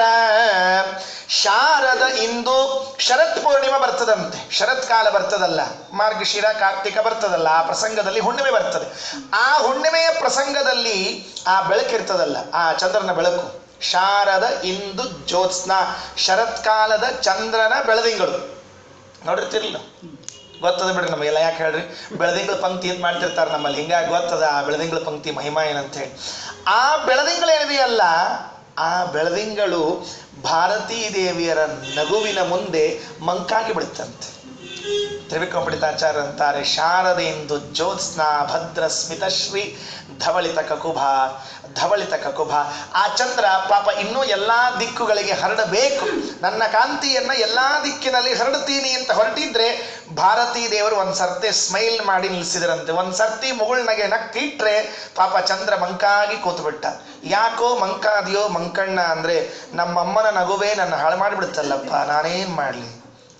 ಶಾರದೆಂದು ಜ್ಯೋತ್ಸ್ನಾ ಭದ್ರ ಸ್ಮಿತಶ್ರೀ ಯಾರು ಹೇಳ್ತಾರೆ? ತ್ರಿವಿಕ್ರಮ ಪಂಡಿತಾಚಾರ್ಯನ ಬಿಟ್ರೆ ನಮ್ಮ ಆಚಾರ್ಯರ ಮನೆಯವರು. ಆಚಾರ್ಯಾಣಿ ಚ ಭಾರತಿ, ವಾದರಾಜರು ಅಂತಾರೆ, ದೇವೋ ನಾರಾಯಣ ಶ್ರೀಶ ಆಚಾರ್ಯ ಪವನೋಸ್ಮಾಕಂ ಆಚಾರ್ಯಾಣಿ ಚ ಭಾರತಿ ದೇವೋ ನಾರಾಯಣ ಶ್ರೀಶಃ ದೇವಿ ಮಂಗಳ ದೇವತಾ. ಇದನ್ನು ಯಾವಾಗಲೂ ಜಪ ಮಾಡ್ಬೇಕಂತ. ಆಚಾರ್ಯ ಪವನೋಸ್ಮಾಕಂ, ನಮ್ಮ ಆಚಾರ್ಯ ಯಾರು? ವಾಯುದೇವರು. ನಮ್ಮ ಆಚಾರ್ಯ ಎಲ್ಲ ಬೋಳಾಚಾರ, ಯಾರು ಉಪಯೋಗ ಇಲ್ಲ, ನೆನಪಿಟ್ಕೊಳ್ರಿ. ಎಲ್ಲ ಬೋಳಿಸೋ ಆಚಾರ ಇಲ್ಲ ಬೋಳಾಚಾರ. ಒಂದ ಮಂದಿದು ಬೋಳಿಸ್ತಾರ, ಇಲ್ಲ ತಮ್ಮದು ಬೋಳಿಸ್ಕೊಂಡಿರ್ತಾರೆ, ಯಾವ್ದಾರು ಒಂದಾಗ್ತದೆ, ಯಾರು ಉಪಯೋಗ ಇಲ್ಲ. ನಮ್ಮ ಆಚಾರ್ಯ ಪವನೋಸ್ಮಾಕಂ ಆಚಾರ್ಯಾಣಿ ಚ ಭಾರತಿ. ಗುರುಪತ್ನಿ ತ್ರಿವಿಕ್ರಮ ಪಂಡಿತಾಚಾರ್ಯ ಅಂತಾರೆ, ನಮ್ಮಮ್ಮ ಗುರುಪತ್ನಿ ಶಾರದೆ, ಅವಳು ನಕ್ರೆ ಹುಣ್ಣಿಮೆಯ ಚಂದ್ರ ಮಂಕಾಗಿ ಹೋದ, ಅವಳ ನಗುವಿನ ಮುಂದೆ ಇನ್ಯಾವ ನಗು ಇದೆ? ಅಂತಹ ಶಾರದಾದೇವಿ ಅವಳೇನು ಸಾಮರ್ಥ್ಯ? ವಾಚಾಂ ಪ್ರಣೇತ್ರಿ, ನಮ್ಮೆಲ್ಲರ ಮಾತಿನ ಅಭಿಮಾನಿ ದೇವತೆ. ನಾವು ಆ ಅನ್ಬೇಕಾದ್ರೆ ಭಾರತೀ ದೇವಿ ಬೇಕು, ನಾವು ಈ ಅನ್ಬೇಕಾದ್ರೆ ಭಾರತೀ ದೇವಿ ಬೇಕು. ಆ ಈ ಊ ಬಿಡ್ರಿ, ದೊಡ್ಡ ದೊಡ್ಡ ಸಾಲುಗಳನ್ನ ಆಡಬೇಕಾದ್ರೆ ಭಾರತೀ ದೇವಿ ಇದ್ರೇನೆ ನಮ್ಮ ಮಹಿಮೆ. ನಮ್ಮ ಮಾಟ ಇಲ್ಲದೆ ಇದ್ರೆ ನಮ್ಮ ಮಾಟ ಇಲ್ಲೇ ಇಲ್ಲ, ನಮ್ಮ ಮಾಟನೂ ಇಲ್ಲ, ನಮ್ಮ ಮಾಟನೂ ಇಲ್ಲ, ಎರಡೂ ಇಲ್ಲ. ಟೀಕಾಕೃತ್ಪಾದರಂತಾರೆ, ಅಮ್ಮನ ಬಗ್ಗೆ ಹೇಳ, ಭಾರತೀ ದೇವಿ ಬಗ್ಗೆ ಹೇಳ. ಭವತಿ ಯದನುಭಾವಾದೇಡ ಮೂಕೋಪಿ ವಾಗ್ಮಿ ಜಡಮತಿರಪಿ ಜಂತುರ್ಜಾಯತೆ ಪ್ರಾಜ್ಞಮೌಲಿಃ ಸಕಲ ವಚನ ಚೇತೋ ದೇವಚ ಭಾರತೀ ಸಾ ಮಮ ವಚಸಿ ನಿಧತ್ತಾಂ ಸನ್ನಿಧಿಂ ಮಾನಸೇ ಚ. ಇದು ಶ್ರೀಮನ್ ನ್ಯಾಯಸುಧೆಯಲ್ಲಿ ಹೇಳಿಕೊಂಡದ್ದು. ಶ್ರೀಮನ್ ನ್ಯಾಯಸುಧೆ ಎಂಬುವಂತಹ ಉದ್ಗ್ರಂಥವನ್ನ ಬರೆಯುವಾಗ ಟೀಕಾಕೃತ್ಪಾದರು ಕೇಳಿಕೊಳ್ಳುತ್ತಾರೆ, ಅಮ್ಮ ಭಾರತೀ ದೇವಿ, ಭವತಿ ಯದನುಭಾವಾತ್ ಏಡ ಮೂಕೋಪಿ ವಾಗ್ಮಿ, ಹುಟ್ಟ ಮೂಕ, ನೀನು ಕಣ್ಣು ಬಿದ್ರ ಅವನ್ ಪಾಂಡಿತ್ಯ ಏನ್ ಕೇಳ್ತಿ? ಎಲ್ಲಾದ್ರೂ ಹೊಟ್ಟ ಮೂಕ, ಮಾತೇ ಬಂದಿಲ್ಲ. ಸುಮ್ಮನೆ ಒಂದು ಸರ್ತಿ ಭಾರತೀ ದೇವರು ಹಿಂಗೆ ಕಣ್ಣು ಹಾಕ್ಬಿಟ್ರೆ ಭವತಿ ಯದನುಭಾವ ಏಡ ಮೂಕೋಪಿ ವಾಗ್ಮಿ ಜಡಮತಿರಪಿ ಜಂತು ಜಾಯತೆ ಪ್ರಾಜ್ಞಮೌಲಿ. ಹಸಿ ದಡ್ಡ, ಸ್ಕೂಲ್ನ್ಯಾಗ ಫೇಲು, ಮನ್ಯಾಗ ಫೇಲು, ಎಲ್ಲ ಕಡೆ ಫೇಲು, ಬೈಸ್ಕೊಂಡದ್ದು. ಅಮ್ಮ ಒಂದು ಸರ್ತಿ ಕಣ್ಣು ಹಾಕಿದ್ರೆ ಪ್ರಾಜ್ಞಮೌಲಿಹಿ, ಎಲ್ಲ ಪಂಡಿತರ ಮ್ಯಾಲ್ ತಂದು ಕೂಡಿಸ್ಬಿಡ್ತೀಯ ಅಂತ. ಇದು ನಿನ್ನ ಕಣ್ಣಿನ ಮಹಿಮೆ ಅದು. ನಾನು ಕೇಳ್ಕೊಳ್ತೀನಿ ಮಮ ವಚಸಿ ನಿಧತ್ತಾಂ ಸನ್ನಿಧಿಂ ಮಾನಸೇಚ. ಸುಧಾ ಗ್ರಂಥ ಬರಿಬೇಕಾಗಿದೆ, ನಿಮ್ಮ ಮನೆಯವರ ಗ್ರಂಥದ ವ್ಯಾಖ್ಯಾನ ಮಾಡಬೇಕಾಗಿದೆ. ಮನಸ್ಸು ಬಿಟ್ಟು ಹೋಗಬೇಡ, ನಾಲಿಗೆ ಬಿಟ್ಟು ಹೋಗಬೇಡ. ನೀನು ನಾಲಿಗೆ ಬಿಟ್ಟು ಹೋಗದೇ ಇದ್ರೆ, ಮನಸ್ಸು ಬಿಟ್ಟು ಹೋಗದೇ ಇದ್ರೆ ಮಾತ್ರ ಸುಧೆ ಹೊರಗೆ ಬರಲಿಕ್ಕೆ ಸಾಧ್ಯ, ಇಲ್ಲದೇ ಇದ್ರೆ ಹೊರಗೆ ಬರಲಿಕ್ಕೆ ಸಾಧ್ಯ ಇಲ್ಲ. ಟೀಕಾಕೃತ್ಪಾದರು ಭಾರತೀ ದೇವಿ ಬಗ್ಗೆ ಕೊಂಡಾಡ್ತಾರೆ, ವಾಚಾಂ ಯತ್ರ ಪ್ರಣೇತ್ರಿ, ಎಲ್ಲರ ಮಾತಿನ ಅಭಿಮಾನಿ ದೇವತೆ ಆ ಅಮ್ಮ ಶಾರದೆ. ಇಂತಹ ಶಾರದೆ ಯಾವ ಆಚಾರ್ಯರ ಪಾದಧೂಳಿಗಳನ್ನ ತಲೆ ಮೇಲೆ ಹಾಕ್ಕೊಂಡ್ಲೋ ಅಂಥ ಆಚಾರ್ಯರ ಪಾದಧೂಳಿ ನಮ್ಮೆಲ್ಲರನ್ನ ಪವಿತ್ರಗೊಳಿಸ್ಲಿ ಅಂತ ಮೊದಲನೇ ಶ್ಲೋಕದಲ್ಲಿ ಕೊಂಡಾಡ್ತಾರೆ. ಆನಂದ ಆಗ್ಬಿಡುತ್ತೆ. ಏನು ಬೇರೆ ಶಬ್ದಗಳು ಬೇಡ, ಒಂದು ಕ್ಷಣ ನಿಶ್ಶಬ್ದರಾಗಿ ಆಚಾರ್ಯರ ಪಾದಧೂಳಿಗಳನ್ನು ಸ್ಮರಣೆ ಮಾಡಿ ಆಚಾರ್ಯರ ಪಾದಧೂಳಿಗಳು ನಮ್ಮ ಮೇಲೆ ಹರಿದು ಬಂದಂತೆ ಚಿಂತನೆ ಮಾಡಿ ಪವಿತ್ರವಾಗಿಸ್ಬೇಕು. ವ್ಯಾಸರಾಜರಂತಾರೆ, ನಮ್ಮ ಆಚಾರ್ಯ ಪಾದಧೂಳಿ ಬಗ್ಗೆ ಒಂದು ಹೇಳೇನು, ಏನು ಹೇಳ್ತೀರಪ್ಪ ಹೇಳಿ ನೋಡಂತ. ಆಗ ಒಂದು ಮಾತು ಹೇಳಿದರು, ಶ್ರೀಮದಾನಂದ ತೀರ್ಥಾರ್ಯ ಪಾದ ಪಂಕಜ ರೇಣವಃ ಪವಿತ್ರಯಂತು ಮಾಂ ನಿತ್ಯಂ ಪಾಪ ಪಾಟನ ಪಂಡಿತಾಃ. ಏನ್ರಿ ವ್ಯಾಸರಾಜರಂತಾರೆ, ನಮ್ಮ ಆಚಾರ್ಯರ ಪಾದಧೂಳಿ ಪಂಡಿತರಂತ. ಅಬ್ಬಾ, ಮತ್ತು ಈ ಸುಧಾ ಪಂಡಿತರು ಅವಷ್ಟ ಖರೆ ಪಂಡಿತರ, ನಮ್ಮ ಆಚಾರ ಪಾದಧೂಳಿ ಖರೆ ಪಂಡಿತರು. ಪಾಪ ಪಾಟನ ಪಂಡಿತಾಃ. ವ್ಯಾಸರಾಜರಂತಾರೆ, ಶ್ರೀಮದಾಚಾರ್ಯರ ಪಾದದಲ್ಲಿರೋ ಒಂದು ಧೂಳಿ ಹೊರಗೆ ಬರ್ತದಲ್ಲ ಅದು ಪಂಡಿತ್. ಅವ ಯಾವಾಗ ಪಂಡಿತ ಆದ್ರಪ್ಪ? ಯಾವಾಗ ಗುರುಕುಲಕ್ಕೆ ಹೋಗಿದ್ದ? ಯಾವಾಗೇ ಗುರುಕುಲಕ್ಕೆ ಇರ್ಕೊಳ್ಬೇಕಾಗಿಲ್ಲ, ನಮ್ಮ ಆಚಾರ್ಯರ ಪಾದಕ್ಕೆ ಹತ್ಕೊಂಡ್ವಲ್ಲ ಆವಾಗ ಪಂಡಿತ ಆಗ್ಬಿಟ್ವು. ಆ ಮಣ್ಣಿನ ಕಣಗಳು, ಧೂಳಿ ಕಣಗಳು ಯಾವಾಗ ನಮ್ಮ ಆಚಾರ್ಯರ ಪಾದಕ್ಕೆ ಸೇರಿಕೊಂಡ್ವಲ್ಲ ಆವಾಗೇ ಪಂಡಿತಾರು. ಯಾವ ವಿಷಯದಲ್ಲಿ ಪಂಡಿತರಿದ್ದಾರೆ? ತರ್ಕೋ, ವ್ಯಾಕರಣೋ, ಮೀಮಾಂಸವೋ, ನ್ಯಾಯ ಗ್ರಂಥವೋ ಅಂತ ಕೇಳಿದ್ರೆ ಅಯ್ಯೋ ಪೆದ್ದ, ಆ ಗ್ರಂಥಗಳೆಲ್ಲ ನಿನಗೆ ಬರಬೇಕಾದ್ರೆ ಒಂದು ಸಮಸ್ಯೆ ಇತ್ತು, ನೆನಪು ಮಾಡ್ಕೋ. ಏನು ಅಂದ್ರೆ ಪಾಪ ಅಡ್ಡ ಕೂತಿತ್ತು. ಆ ಪಾಪ ಪಾಟನ ಪಂಡಿತಾಃ. ಆ ಪಾಪಗಳನ್ನು ಓಡಿಸೋದ್ರಲ್ಲಿ ಪಂಡಿತವ. ನೀ ಎದ್ರೋ ಪಂಡಿತಿದ್ದಿ, ಆ ಪಾದಧೂಳಿಗಳು ನಿನ್ನ ಪಾಪ ಓಡಿಸಿದ ಮೇಲೆ ನೀ ಸುಧಾ ಗ್ರಂಥವೋ ಚಂದ್ರಿಕಾ ಗ್ರಂಥವೋ ಓದು ಪಂಡಿತಾಗಿ. ಆದ್ರೆ ಅವು ಎದರೋ ಪಂಡಿತವ ಅಂದ್ರೆ ನಿನಗೆ ಯಾವ ಪಾಪ ಓಡಿಸ್ಬೇಕು ಅದ್ರ ಪಂಡಿತವ ನೆನಪಿಟ್ಕೋ ಅಂದ್ರು. ಶ್ರೀಮದಾನಂದ ತೀರ್ಥಾರ್ಯ ಪಾದ ಪಂಕಜ ರೇಣವಃ ಪವಿತ್ರಯಂತು ಮಾಂ ನಿತ್ಯಂ ಪಾಪ ಪಾಟನ ಪಂಡಿತಾಃ. ಏನ್ರಿ ವ್ಯಾಸರಾಜರಂತಾರೆ, ಯಾವ ಪಾಪವನ್ನ ಯಾವಾಗ ಪರಿಹಾರ ಮಾಡಬೇಕು ಅಂತ ತಿಳಿದ ಪಾದಧೂಳಿಗಳಂತೆ ಅವೆಲ್ಲ. ಅರ್ಥ ಆಗಲ್ಲ, ಇವೆಲ್ಲ ನಮ್ಗೆ ಅರ್ಥ ಆಗಲ್ಲ. ವಾಯುದೇವರ ಪಾದದಲ್ಲಿ ಒಂದು ಧೂಳಿಕಣ ಅದ, ಅದು ಹೊರಗೆ ಬಂದು ನಿಂತದ. ಏನು ಮಾಡಬೇಕು? ಹೊರಗೆ ಬಂದು ನಿಂತದ್ದು ಇವನ ಮೇಲೆ ಪ್ರಯೋಗ ಆಗಬೇಕು, ಇವನ ಮೇಲೆ ತಾಗಬೇಕು. ತಾಗ್ತದ, ತಾಕಿದ್ರೆ ಏನು ಮಾಡಬೇಕು? ಎಲ್ಲ ಪಾಪ ಅಲ್ಲ, ಎಲ್ಲ ಪಾಪ ಅಲ್ಲ, ಪಾಪ ಪಾಟನೇ ಪಂಡಿತ. ಯಾವ ಪಾಪ ಇವನಿಗೆ ಮೋಕ್ಷಕ್ಕೆ ಅಡ್ಡ ಆಗ್ತದೆ, ಜ್ಞಾನ ಮಾಡಿಕೊಳ್ಳಿಕ್ಕೆ ಅಡ್ಡ ಆಗ್ತದೆ, ಅಂಥ ಪಾಪವನ್ನು ಕತ್ತರಿಸಿ ಹೊರಗೆ ಹಾಕಿ ನಿಂತ್ಬಿಡ್ತದೆ. ಮತ್ತೆ ಸೈಡ್ ಖಲಾಸ್, ನನ್ನ ಕೆಲಸ ಮುಗೀತು. ಪಾಪ ಪಾಟನ ಪಂಡಿತಾಃ. ನಮ್ಮ ಆಚಾರ್ಯರ ಪಾದ ಧೂಳಿಗಳು ನಮ್ಮ ಪಾಪಗಳನ್ನು ಹೆಂಗೆ ಕತ್ತರಿಸಬೇಕು, ಹೆಂಗೆ ಹೊರಗೆ ಹಾಕಬೇಕು, ಹೆಂಗೆ ಮಾಡಬೇಕು ಅನ್ನೋದ್ರಲ್ಲಿ ಎಕ್ಸ್ಪರ್ಟ್. ನಾವೆಲ್ಲ ಆ ಡಾಕ್ಟ್ರನ್ನ ತೋರಿಸೋಣ, ಈ ಡಾಕ್ಟ್ರನ್ನ ತೋರಿಸೋಣ, ಆ ಎಕ್ಸ್ಪರ್ಟು, ಈ ಎಕ್ಸ್ಪರ್ಟು. ಅದಕ್ಕೆ ವ್ಯಾಸರಾಜರಂತಾರೆ, ಎಲ್ಲ ಎಕ್ಸ್ಪರ್ಟ್ಗಿಂತ ನಮ್ಮ ಆಚಾರ್ಯ ಪಾದ ಧೂಳಿ ದೊಡ್ಡ ಎಕ್ಸ್ಪರ್ಟ್. ಶ್ರೀಮದಾನಂದ ತೀರ್ಥಾರ್ಯ ಪಾದ ಪಂಕಜ ರೇಣವಃ ಪವಿತ್ರಯಂತು ಮಾಂ ನಿತ್ಯಂ ಪಾಪ ಪಾಟನ ಪಂಡಿತಾಃ. ರಾಯರಂತಾರ, ತಡ್ರಿ ಇನ್ನೊಂಚೂರು ಹೇಳ್ತೀನಿ ಮುಂದಿಂದು ಅಂದರು. ಅಲ್ರಪ್ಪ ವ್ಯಾಸರಾಜರು ಹೇಳ್ಯಾರ, ನಮಗೆ ತಿಳಿದದ, ಅವ್ರು ಹೇಳಿದ್ರ ಮ್ಯಾಲೆ ಒಂಚೂರು ಉಳಿದದ. ಮತ್ತೆ ಹೇಳೋದು ಏನು ಉಳಿದದ? ಶರ್ವಾದಿ ಸರ್ವ ಗೀರ್ವಾಣ ನಿರ್ವಾಣ ಗತಿಹೇತವಃ ಪೂರ್ಣ ಪ್ರಜ್ಞ ಪದಾಂಭೋಜ ಪಾಂಸು ಪಾಂತು ನ ಸದಾ.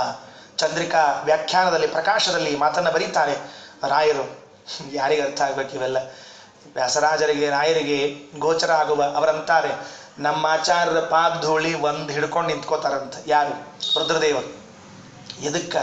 ಆ ಪಾದಧೂಳಿ ಕೇಳ್ತಾರಂತ, ನಂದು ಮೋಕ್ಷ ಈ ಸರ್ತಿ ಅದನೋ ಮುಂದಿನ ಸರ್ತಿ ಅದನೋ ಅಂತ ಕೇಳ್ತಾರಂತ. ಆಚಾರ್ಯರ ಪಾದಧೂಳಿಯನ್ನು ಹಿಡ್ಕೊಂಡು ಶರ್ವಾದಿ ಸರ್ವ ಗೀರ್ವಾಣ ನಿರ್ವಾಣ ಗತಿ ಹೇತವ. ನಿರ್ವಾಣ ಅಂದರೆ ಮೋಕ್ಷ, ಗತಿ ಅಂದರೆ ಹೊಂದಿಸೋದು, ಹೇತು ಅಂದರೆ ಕಾರಣ. ಗೀರ್ವಾಣ ನಿರ್ವಾಣ ಗತಿ ಹೇತವ. ಎಲ್ಲ ದೇವತೆಗಳು ಆಚಾರ್ಯರ ಪಾದಧೂಳಿಯನ್ನು ಹಿಡ್ಕೊಂಡು ಕೈಯಲ್ಲಿ ಕೇಳಬೇಕಂತೆ, ಮೋಕ್ಷ ಇವತ್ತ ಮುಂದಿನ ಸರ್ತೆಯ ಅಂತ ಕೇಳಬೇಕಂತೆ. ಆ ಪಾದಧೂಳಿ ಹ್ಞೂ ಅಂದರೆ ಇವರಿಗೆ ಮೋಕ್ಷ ಇಲ್ಲದ್ರೆ ಇಲ್ಲ. ರಾಯರು ಬರೀತಾರೆ ಮಾತನ್ನು, ಚಂದ್ರಿಕಾ ಪ್ರಕಾಶದಲ್ಲಿ ಮಾತನ್ನು ಬರೀತಾರೆ. ಅರ್ಥ ಮಾಡಿಕೊಳ್ಳೋದು ಕಷ್ಟ ಇದೆ. ಆಚಾರ್ಯರು, ನಮ್ಮ ಆಚಾರ್ಯರು, ಯಾವ ಆಚಾರ್ಯರನ್ನು ನಾವು ಕುಲಗುರುಗಳು ಅಂತ ಒಪ್ಪಿಕೊಂಡಿದ್ದೇವೆ ಅಂತಹ ಶ್ರೀಮದಾಚಾರ್ಯರ ಶ್ರೀಮದ್ ವಿಷ್ಣುಂಘ್ರಿನಿಷ್ಠ ಅತಿಗುಣ ಗುರುತಮ ಶ್ರೀಮದ್ ಆನಂದ ತೀರ್ಥ ತ್ರೈಲೋಕ್ಯಾಚಾರ್ಯ ಪಾದೋಜ್ವಲ ಜಲ ಜಲ ಸತ್ತಪಾಂಸವ ಅಸ್ಮಾನ್ ಪುನಂತು ವಾಚಾಂ ಯತ್ರ ಪ್ರಣೇತ್ರಿ ತ್ರಿಭುವನ ಮಹಿತಾ ಶಾರದಾ ಶಾರದಿಂದು ಜ್ಯೋತ್ಸ್ನಾ ಭದ್ರಸ್ಮಿತ ಶ್ರೀ ಧವಳಿತ ಕಕುಭ ಪ್ರೇಮಭಾರಂ ಬಭಾರ. ಈ ಪಾದಧೂಳಿಯನ್ನು ನಾನು ತಲೆ ಮೇಲೆ ಇಟ್ಕೋಬೇಕು, ನೀನು ತಲೆ ಮೇಲೆ ಇಟ್ಕೊಳ್ಬೇಕು ಅಂತ ಜಗಳ ಶುರುವಾತಂತ. ನಮ್ಮಲ್ಲಿ ಹಿಂದಕ್ಕೆ ರೇಷನ್ ಬರ್ತಿತ್ರಿ, ಈಗ ಮರ್ತು ಹೋಗ್ಯದೆಲ್ಲ ನಮಗೆ ರೇಷನ್ ಕತೆ. ಭಾಳ ದಿವಸ ಆಗಿ ಬಿಟ್ಬಿಟ್ಟು ಚುಮ್ನಿ ಎಣ್ಣೆ ಸಾಲು ನೋಡ್ಬೇಕಾಗಿತ್ರಿ. ಏನು ಆನಂದ್ರಿ ನಾವೆಲ್ಲ ಚುಮ್ನಿ ಎಣ್ಣೆ ಸಾಲು ಅಂದ್ರೆ ಹೇಳ್ತೀರಿ. ಅವ ಟ್ಯಾಂಕ್ ಬರ್ತಿತ್ತು, ಅದಕ್ಕೆ ಮುಂದೆ ಡಬ್ಬಿ ಹಚ್ಕೊಂಡು ನಿಲ್ಲೋದೇನು, ಅದ್ರಾಗ ಜಗಳೇನು, 4 ಮಂದಿಗೆ ಹೇಳಿ ಹೋಗೋದೇನು, ಭಯಂಕರ ಇರ್ತಿತ್ರಿ. ಚುಮಣಿ ಹಣ್ಣಿಗೆ ಪಾಳಿ ಹಚ್ಚಿದವರು ನಾವು, ಅಕ್ಕಿಗೆ ಬ್ಯಾಳಿಗೆ ಪಾಳಿ ಹಚ್ಚಿದವರು ನಾವು, ಆಚಾರ್ಯರ ಪಾದದ ಹುಳಿಗೆ ಪಾಳಿ ಹಚ್ಚಿದವರೊಬ್ಬರು ಬೇರೆ ಇದ್ದಾರಂತೆ. ಉತ್ಕಂಠ ಕುಂಠ ಕೋಲಾಹಲಜವ ವಿದಿತ ಜಸ್ರ ಸೇವಾನ ವೃದ್ಧ ಪ್ರಾಜ್ಞಾತ್ಮ ಜ್ಞಾನ ಧೂತಾಂಧತಮಸ ಸುಮನೋ ಮೌಲಿರತ್ನಾವಲೀನಾಂ ಭಕ್ತ್ಯುದ್ರೇಕಾವಗಾಢ ಪ್ರಕಟನ ಸಕಟಾತ್ಕಾರ ಸಂಘರ್ಷ್ಯಮಾಣ ಪ್ರಾಂತ ಪ್ರಾಗ್ರಾಗ್ನಿ ಪೀಠೋತ್ಥಿತ ಕನಕ ರಜ ಪಿಂಜರ ರಂಜಿತ ಶಾಖ. ಏನು ತ್ರಿವಿಕ್ರಮ ಪಂಡಿತಾಚಾರ್ಯರು ಉಸಿರು ಬಿಡ್ಲಾರ್ದು ಹೇಳ್ತಾರ. ಇದ್ರೊಳಗೆ ಎಲ್ಲೂ ಪದಚ್ಛೇದ ಮಾಡ್ಲಿಕ್ಕೆ ಬರಂಗಿಲ್ಲ. ಇದೊಂದು ದೊಡ್ಡ ಸಮಸ್ಯೆ ಇದೆ. ಈ ಪರೀಕ್ಷೆ, ಪಂಡಿತರ ಪರೀಕ್ಷೆ ಎಲ್ಲಿ ಮಾಡ್ಬೇಕು ಅಂದ್ರೆ ವಾಯುಸ್ತುತಿಗಳು ಮಾಡ್ಬೇಕಂತೆ. ವಾಯುಸ್ತುತಿಗಳು ಮಾಡ್ಬೇಕು. ಇಲ್ಲಿ ನೋಡ್ರಿ ಎಷ್ಟು ಮಜಾ ಅದ ಅಂದ್ರೆ, ಉತ್ಕಂಠ ಕುಂಠ ಕೋಲಾಹಲ ಜವ ವಿದಿತ ಅಜಸ್ರ ಸೇವಾನು ವೃದ್ಧ ಪ್ರಾಜ್ಞಾತ್ಮ ಜ್ಞಾನ ದೂತಾನ್ ದಸಮಸ ಸುಮನೋ ಮೌಲಿ ರತ್ನಾವಲೀನಾಂ. ಒಂದ ಸಾಲ್ರಿ 25 ಬೋಗಿದು ಒಂದ ಟ್ರೈನ್ ಇದು, ನೆನಪಿಟ್ಕೊಂಡ್ಬಿಡ್ರಿ. 25 ಬೋಗಿದು ಒಟ್ಟು ಒಂದ ಸಾಲ ಉದ್ದಕ್ಕೆ ಬಿಡ್ರಿ. ಮುಂದೆ ಭಕ್ತ್ಯುದ್ರೇಕಾವಗಾಢ ಪ್ರಕಟನ ಸಘಟಾತ್ಕಾರ ಸಂಘರ್ಷ್ಯಮಾಣ ಪ್ರಾಂತ ಪ್ರಾಗ್ರಾಗ್ನಿ ಪೀಠೋತ್ಥಿತ ಕನಕ ರಜ ಪಿಂಜರಾರಂಜಿತ ಶಾಖ. ಮತ್ತೊಂದು ಟ್ರೈನ್, 2 ಟ್ರೈನ್ ಮುಗಿದು ಹೋಯ್ತು, ಶ್ಲೋಕನೇ ಮುಗಿದು ಹೋಯ್ತು. ಏನು ಹೇಳಿದ್ದು? ಏನು ತ್ರಿವಿಕ್ರಮ ಪಂಡಿತಾಚಾರ್ಯ ಏನು ಹೇಳಿದ್ದು?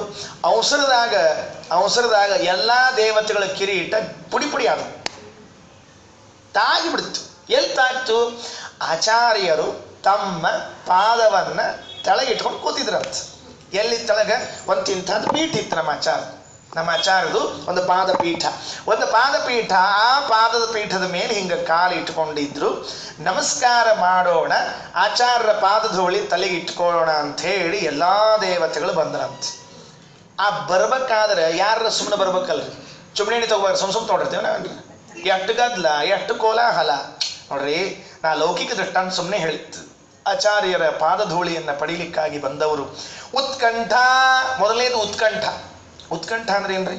ಸಿಗ್ತದೋ ಇಲ್ಲೋ. ನಮಗೂ ಆಗ್ತಾಯಿತ್ತು ನೋಡ್ರಿ. ಆರಾಧನೆ ಒಳಗೆ ಎಲ್ಲಿ ಸಿಗ್ತದೋ ಇಲ್ಲೋ, ಊಟಕ್ಕೆ ಕುಡಿಸ್ತಾರೋ ಇಲ್ಲೋ. ಆರಾಧನೆ ಒಳಗೆ ಚಲೋ ಹುಳಿ ಬೇರೆ ಆಗಿಬಿಟ್ಟಿರ್ತದೆ, ಪಂಚ ಸ್ವೀಟ್ ಮಾಡಿರ್ತಾರೆ, ಪಂಚಭಕ್ಷ ಪರಮಾನ್ನ. ನಮ್ಗೆ ಎಲ್ಲಿ ಸಿಗ್ತದೋ ಇಲ್ಲೋ. ಉತ್ಕಂಠ ನಮ್ದು ಎಲಿ ಉತ್ಕಂಠ ಅದೇನು ಅಂದರೆ, ಇಷ್ಟು ಔತ್ಕಂಠ್ಯ ವಾಯುದೇವರ ಪಾದಧೂಳಿಯ ಬಗ್ಗೆ. ಉತ್ಕಂಠ ಅಕುಂಠ ಕೋಲಾಹಲ. ಆ ಉತ್ಕಂಠದೊಳಗೆ ಅಕುಂಠವಾದ ಕೋಲಾಹಲ. ಧ್ವನಿ ಅವ್ರ ಧ್ವನಿ ಇವ್ರ ಧ್ವನಿ ಯಾರ ಧ್ವನಿನೂ ಕೇಳಿಸ್ಲೇ ಇಲ್ಲ ಕೊನೆಗೂ. ಹಿಂಗಾಗ್ತದ್ರಿ. ಒಬ್ರು ಮಾತಾಡಿದ್ರೆ ಕೇಳಿಸ್ತ, ಎಲ್ಲರೂ ಮಾತಾಡ್ಕೊಂಡು ತಿಂದ್ಬಿಟ್ರೆ ಯಾರ್ದು ಕೇಳಿಸಂಗೇ ಇಲ್ಲ. ಯಾರೋ ತಮಾಷೆ ಮಾಡ್ತಿದ್ರಂತ. ಏನು ತಮಾಷೆ ಮಾಡಿದ್ರು? ಜೋಗ ಜಲಪಾತ ನೋಡ್ಲಿಕ್ಕೆ ಹೋಗಿದ್ರಂತ. ಜೋಗ ಜಲಪಾತ ಎಲ್ಲ ಹೆಣ್ಮಕ್ಳೆಲ್ಲ ಹೋಗಿದ್ರಂತ. ಅವ ಗೈಡ್ ನಿಂತ್ಕೊಂಡಿದ್ದಂತ. ಎಲ್ಲರೂ ನಿಂತ್ಕೊಂಡಿದ್ರು. ಒಂದು 10 ನಿಮಿಷ ಆದ್ಮೇಲೆ ಗೈಡ್ ಹೇಳಿದಂತೆ, ದಯವಿಟ್ಟು ನೀವು ಒಂಚೂರು ಶಾಂತ ಆದ್ರೆ ಆ ಜಲಪಾತದ ನೀರು ಬೀಳೋದು ಕೇಳಿಸ್ತದೆ ಅಂತ ಹೇಳಿದಂತೆ. ಇವ್ರ ಧ್ವನಿ ಎಷ್ಟು ಪರಿ ಧ್ವನಿ ನಮ್ಮೆಲ್ಲ. ನಾವು ಮಾತಾಡೋದು ಎಷ್ಟು ಪರಿ ಅಂದ್ರೆ ಮುಗದೇ ಹೋಯ್ತು. ಇವ್ರ ಧ್ವನಿಗೆ ಆ ಜೋಗ ಜಲಪಾತ ಧ್ವನಿ ಎಷ್ಟು ಪರಿ ಮಾತಾಡ್ತೀವಿ ನಾವೆಲ್ಲ. ಛೇ.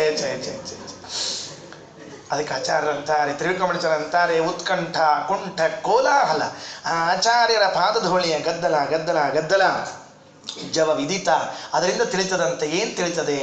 ಇವರಿಷ್ಟು ಗದ್ದಲ ಹಾಕೋದ್ರಿಂದ ಏನು ತಿಳಿತದೆ ಅಂದರೆ, ಅಜಸ್ರ ಸೇವಾನುವೃದ್ಧ ಪ್ರಾಜ್ಞಾತ್ಮ ಜ್ಞಾನಧೂತ, ನಿರಂತರವಾಗಿ ನಿತ್ಯದಲ್ಲೂ ವಾಯುದೇವರ ಸೇವೆಯನ್ನು ಮಾಡಿ ಅವರ ಪಾದಧೂಳಿಗಳನ್ನು ತಲೆ ಮೇಲೆ ಇಟ್ಟುಕೊಂಡಿರ್ತಕ್ಕಂಥವರು, ಅದರಿಂದ ಅಪರೋಕ್ಷ ಜ್ಞಾನವನ್ನು ಪಡೆದುಕೊಂಡಿರ್ತಕ್ಕಂಥವರು, ಅದರಿಂದ ಅಜ್ಞಾನವನ್ನು ಕಳೆದುಕೊಂಡಿರ್ತಕ್ಕಂತಹ ಸುಮನೋ ಮೌಲಿ ರತ್ನಾವಲೀನ, ದೇವತೆಗಳ ಕಿರೀಟ.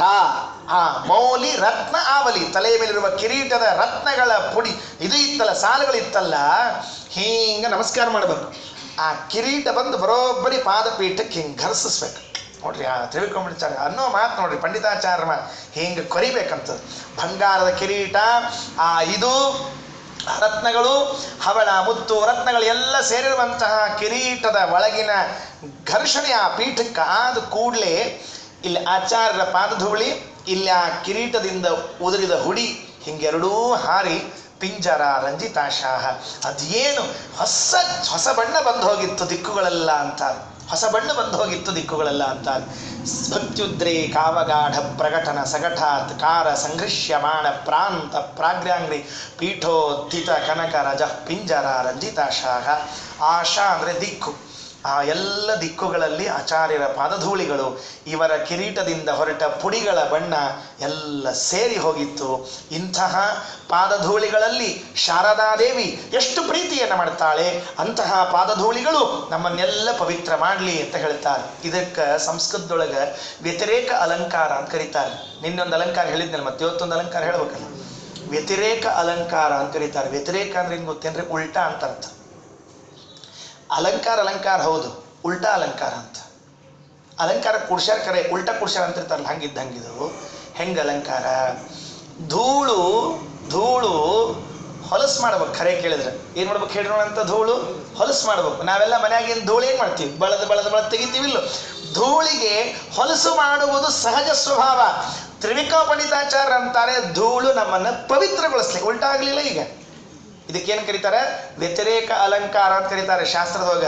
ಇದು ತಿಳುವಳಿಕೆ ಇರ್ಬೇಕಲ್ರಿ, ಇಷ್ಟು ತಿಳಿಬೇಕಲ್ಲ ನಮಗೆಲ್ಲ. ಇಷ್ಟೊತ್ತು ಕೇಳಿದ್ವಿ, ಕೇಳೋ ಭಕ್ತಿ ಭರದೊಳಗೆ ಏನು ಮರ್ತು ಬಿಟ್ವಿ ಅಂದ್ರೆ ಇಲ್ಲೊಂದು ಚಮತ್ಕಾರ ನಂಬೋದು ಮರ್ತು ಬಿಟ್ವಿ. ಏನು ಚಮತ್ಕಾರ? ಧೂಳು ಹೊಲಸು ಮಾಡುವುದು, ಮನೆಯನ್ನೆಲ್ಲ ಕೆಡಿಸುವುದು. ಬಾಗಿಲ ಹಾಕಪ್ಪ ಮೊದಲು ಹೊಲಸು ಧೂಳು ಬರ್ತದೆ ಒಳಗ ಅಂತ ಹೇಳ್ತೀವಿ. ಅಂದ್ರೆ ಮನೆ ಹೊಲಸು ಮಾಡುವುದು ಧೂಳಿನ ಕೆಲಸ. ಆದ್ರೆ ಇಲ್ಲಿ ಆಚಾರ್ಯರ ಪಾದ ಧೂಳು ಪವಿತ್ರ ಮಾಡುವ ಕೆಲಸ. ಅಂದ್ರೆ ಇದಕ್ಕೆ ವ್ಯತಿರೇಕ ಅಲಂಕಾರ ಅಂತ ಕರೀತಾರೆ. ಶೈಲ ಇವೋನ್ನತ ಸಂತಹ ಕಿಂತು ಪ್ರಕೃತಿ ಕೋಮಲಾಹ. ಸಜ್ಜನರ ಬಗ್ಗೆ ವರ್ಣನ ಮಾಡ್ತಿದ್ರಂತ. ಏನು ಎತ್ತರದಲ್ಲಿ ಇದ್ದಾರ, ನಮ್ಮವರ ಎತ್ತರ ಎಷ್ಟಿದೆ ಗೊತ್ತಾ? ಪರ್ವತದಂಥ ಎತ್ತರ ಇವರದ್ದು ಅಂತ ಹೇಳಿದ್ರಂತೆ. ಮೆಲ್ಲನೆ ಹೇಳಿದ್ರಂತೆ, ಪರ್ವತದಂತೆ ಎತ್ತರ ನಿಜ, ಬಿರುಸಲ್ಲ ಮೆತ್ತ ಅಂತ ಹೇಳಿದ್ರಂತೆ. ನೋಡಿಕೊಳ್ಳ್ರಿ ಎಷ್ಟು ಚೆನ್ನಾಗಿದೆ. ನಮ್ಮವರು ಎತ್ತರ ಇದ್ದಾರೆ. ಎಷ್ಟು ಎತ್ತರ ಇದ್ದಾರೆ ಅಂದರೆ ಪರ್ವತದಷ್ಟು ಎತ್ತರ ಇದ್ದಾರೆ. ಹಾಗಾದರೆ ಪರ್ವತದಲ್ಲಿ ಕಳ್ಳು ಮುಳ್ಳು ಎಲ್ಲ ಇದೆಯಲ್ಲಪ್ಪ, ಮೆತ್ತಗಿದ್ದಾರೆ. ಶೈಲ ಇವೋನ್ನತ ಸಂತಹ ಕಿಂತು ಪ್ರಕೃತಿ ಕೋಮಲಾಹ. ನಮ್ಮ ಹಿರಿಯರ ಮನಸ್ಸು ಪ್ರಕೃತಿ ಕೋಮಲ ಇದೆಯಂತೆ. ಇದಕ್ಕೆ ವ್ಯತಿರೇಕ ಅಲಂಕಾರ ಅಂತ ಕರೀತಾರೆ. ಅಂತಹ ವ್ಯತಿರೇಕ ಅಲಂಕಾರವನ್ನು ತ್ರಿವಿಕ್ರಮ ಪಂಡಿತಾಚಾರ್ಯರು ಉಪಯೋಗಿಸಿ ತೋರಿಸ್ತಾರೆ. ಇದಾದ ಮೇಲೆ ಮತ್ತೊಂದು ಪದ್ಯವನ್ನು ನೋಡ್ತಾ ಇವತ್ತು ಮುಕ್ತಾಯ ಮಾಡೋಣ. ಏನು ಪದ್ಯ? ಆಚಾರ್ಯರ ಪಾದಧೂಳಿಗಳನ್ನು ನಂಬಿದರೆ ಏನಾಗತ್ತೆ? ಮೊದಲನೇದ್ದು, ನಮ್ಮೆಲ್ಲರ ರೋಗಗಳು ವಾಸಿ ಆಗತ್ತೆ. ಏನು ರೋಗಗಳು ನಮಗೆಲ್ಲ? ವಿಚಿತ್ರ ರೋಗ. ಮೊದಲನೇ ರೋಗ ಹುಟ್ಟು, ಇದು ದೊಡ್ಡ ರೋಗ. ಇದಕ್ಕಿಂತನೇ ಇಲ್ಲ. ಮರಣ ಎರಡನೇ ರೋಗ. ಈ ಹುಟ್ಟು ಸಾವು ಎಂಬುವಂತಹ ರೋಗ ಇದೆಯಲ್ಲ, ಇದು ಪರಿಹಾರ ಆಗಬೇಕು. ಆಚಾರ್ಯರ ಪಾದಧೂಳಿಗಳೇ ಬೇಕು, ಇನ್ಯಾವುದೂ ಇಲ್ಲ. ಜನ್ಮ ದಿವ್ಯಾದ್ಯುಪಾದಿ ಪ್ರತಿಹತಿ ವಿರಹ ಪ್ರಾಪಕಾಣಾಂ ಗುಣಾನಾಂ ಅಗ್ರ್ಯಾಣಾಂ ಅರ್ಪಕಾಣಾಂ ಚಿರಮುದಿತ ಚಿದಾನಂದ ಸಂದೋಹದಾನಾಂ ಏತೇಷಾಮೇಷ ದೋಷ ಪ್ರಮುಷಿತ ಮನಸಾಂ ದ್ವೇಷಿಣಾಂ ದೂಷಕಾಣಾಂ ದೈತ್ಯಾನಾಂ ಆರ್ತಿಂ ಅಂಧೇ ತಮಸಿ ವಿಧದತಾಂ ಸೌಸ್ತವೇ ನಾಸ್ಮಿ ಶಕ್ತಃ. ನಂಗೆ ಆಗೋದಿಲ್ಲ. ತ್ರಿವಿಕ್ರಮ ಪಂಡಿತಾಚಾರ್ಯರು ವಿನಯವನ್ನು ತೋರಿಸ್ಕೊಳ್ತಾರೆ. ನಂಗೆ ಆಗೋದಿಲ್ಲ, ಇನ್ನು ವರ್ಣನೆ ಮಾಡ್ಲಿಕ್ಕೆ ಸಾಧ್ಯ ಇಲ್ಲ. ಯಾಕೆ? ಸಂಸ್ತವೇ ನಾಸ್ಮಿ ಶಕ್ತಃ. ಈ ಹಿಂದೆ ಹೇಳಿದ ಎರಡು ಮಾತುಗಳನ್ನು ನೆನಪಿನಲ್ಲಿ ಇಟ್ಟುಕೊಳ್ಳ್ರಿ. ಇನ್ನು ಮುಂದಿನ ಮಾತು ಹೇಳ್ತಾ ಇದ್ದೇನೆ. ಆಚಾರ್ಯರ ಪಾದಧೂಳಿಗೆ ಇರುವ ತಾಕತ್ತೆಷ್ಟು? ಕೆಲವು ಗುಳಿಗೆ ಇರ್ತಾವೆ, ಕೆಲವು ಗುಳಿಗೆ ಅಷ್ಟಷ್ಟೇ ಕೆಲಸ ಮಾಡ್ತಿರ್ತಾವೆ. ತಲೆಶೂಲಿಗಳಿಗೆ ಅಂದರೆ ತಲೆಶೂಲಿ ಒಂದ ಕಡಿಮೆ ಮಾಡ್ತಿರ್ತದೆ. ಹೊಟ್ಟಶೂಲಿಗಳಿಗೆ ಅಂದರೆ ಹೊಟ್ಟಶೂಲಿ ಒಂದ ಕಡಿಮೆ ಮಾಡ್ತಿರ್ತದೆ. ಕೈಕಾಲು ಶೂಲಿಗಳಿಗೆ ಅಂದರೆ ಅದಷ್ಟೇ ಕೆಲಸ ಮಾಡ್ತಿರ್ತದೆ. ಒಂದು ಗುಳಿಗೆ ಹಿಂಗೆ ತಯಾರು ಮಾಡಿಬಿಟ್ಟಿರ್ತಾರಲ್ಲ, ಎಲ್ಲ ಶೂಲಿ ಒಟ್ಟಿಗೆ ಹೋಗುವಂಗೆ ತಯಾರು ಮಾಡ್ತಿರ್ತಾರೆ. ಇವೆಲ್ಲ ಶೂಲಿ ಹೋಗ್ಬೋದ್ರಿ, ಜನ್ಮಕ್ಕೆ ಕಟ್ಟಿಕೊಂಡು ಶೂಲ್ ಅದಲ್ಲ, ಅದೇಂದು ಹೋಗ್ಬೇಕು? ಸಾಧ್ಯ. ಅದಕ್ಕೊಂದು ಗುಳಿಗೆ ತಯಾರು ಮಾಡಿದಂಥ ದೇವರು. ಯಾವ ಗುಳಿಗೆ ಅದು? ಆಚಾರ್ಯರ ಪಾದಧೂಳಿ ಎಂಬ ಗುಳಿಗೆ ಮಾತ್ರೆ. ಅದು ಏನು ಪರಿಹಾರ ಮಾಡ್ತದೆ? ಜನ್ಮ ಮೊದಲನೇ ಇತ್ತು, ಆದಿ ವ್ಯಾಧಿ ಎರಡವ ಅಂತ. ಹೊರಗಿಂದ ಬರೋ ರೋಗ ಒಂದು, ಒಳಗಿಂದ ಬರೋ ರೋಗ ಒಂದ್ರಿ. ಹೊರಗಿಂದ ರೋಗ ವಾಸಿ ಆದರೂ ಆಗಿಬಿಡ್ತದಂತ, ಒಳಗಿಂದ ರೋಗ ವಾಸಿ ಆಗಂಗಿಲ್ಲ ರೀ. ಭಾಳ ಕಾಣ್ತದ್ರಿ ಅದು.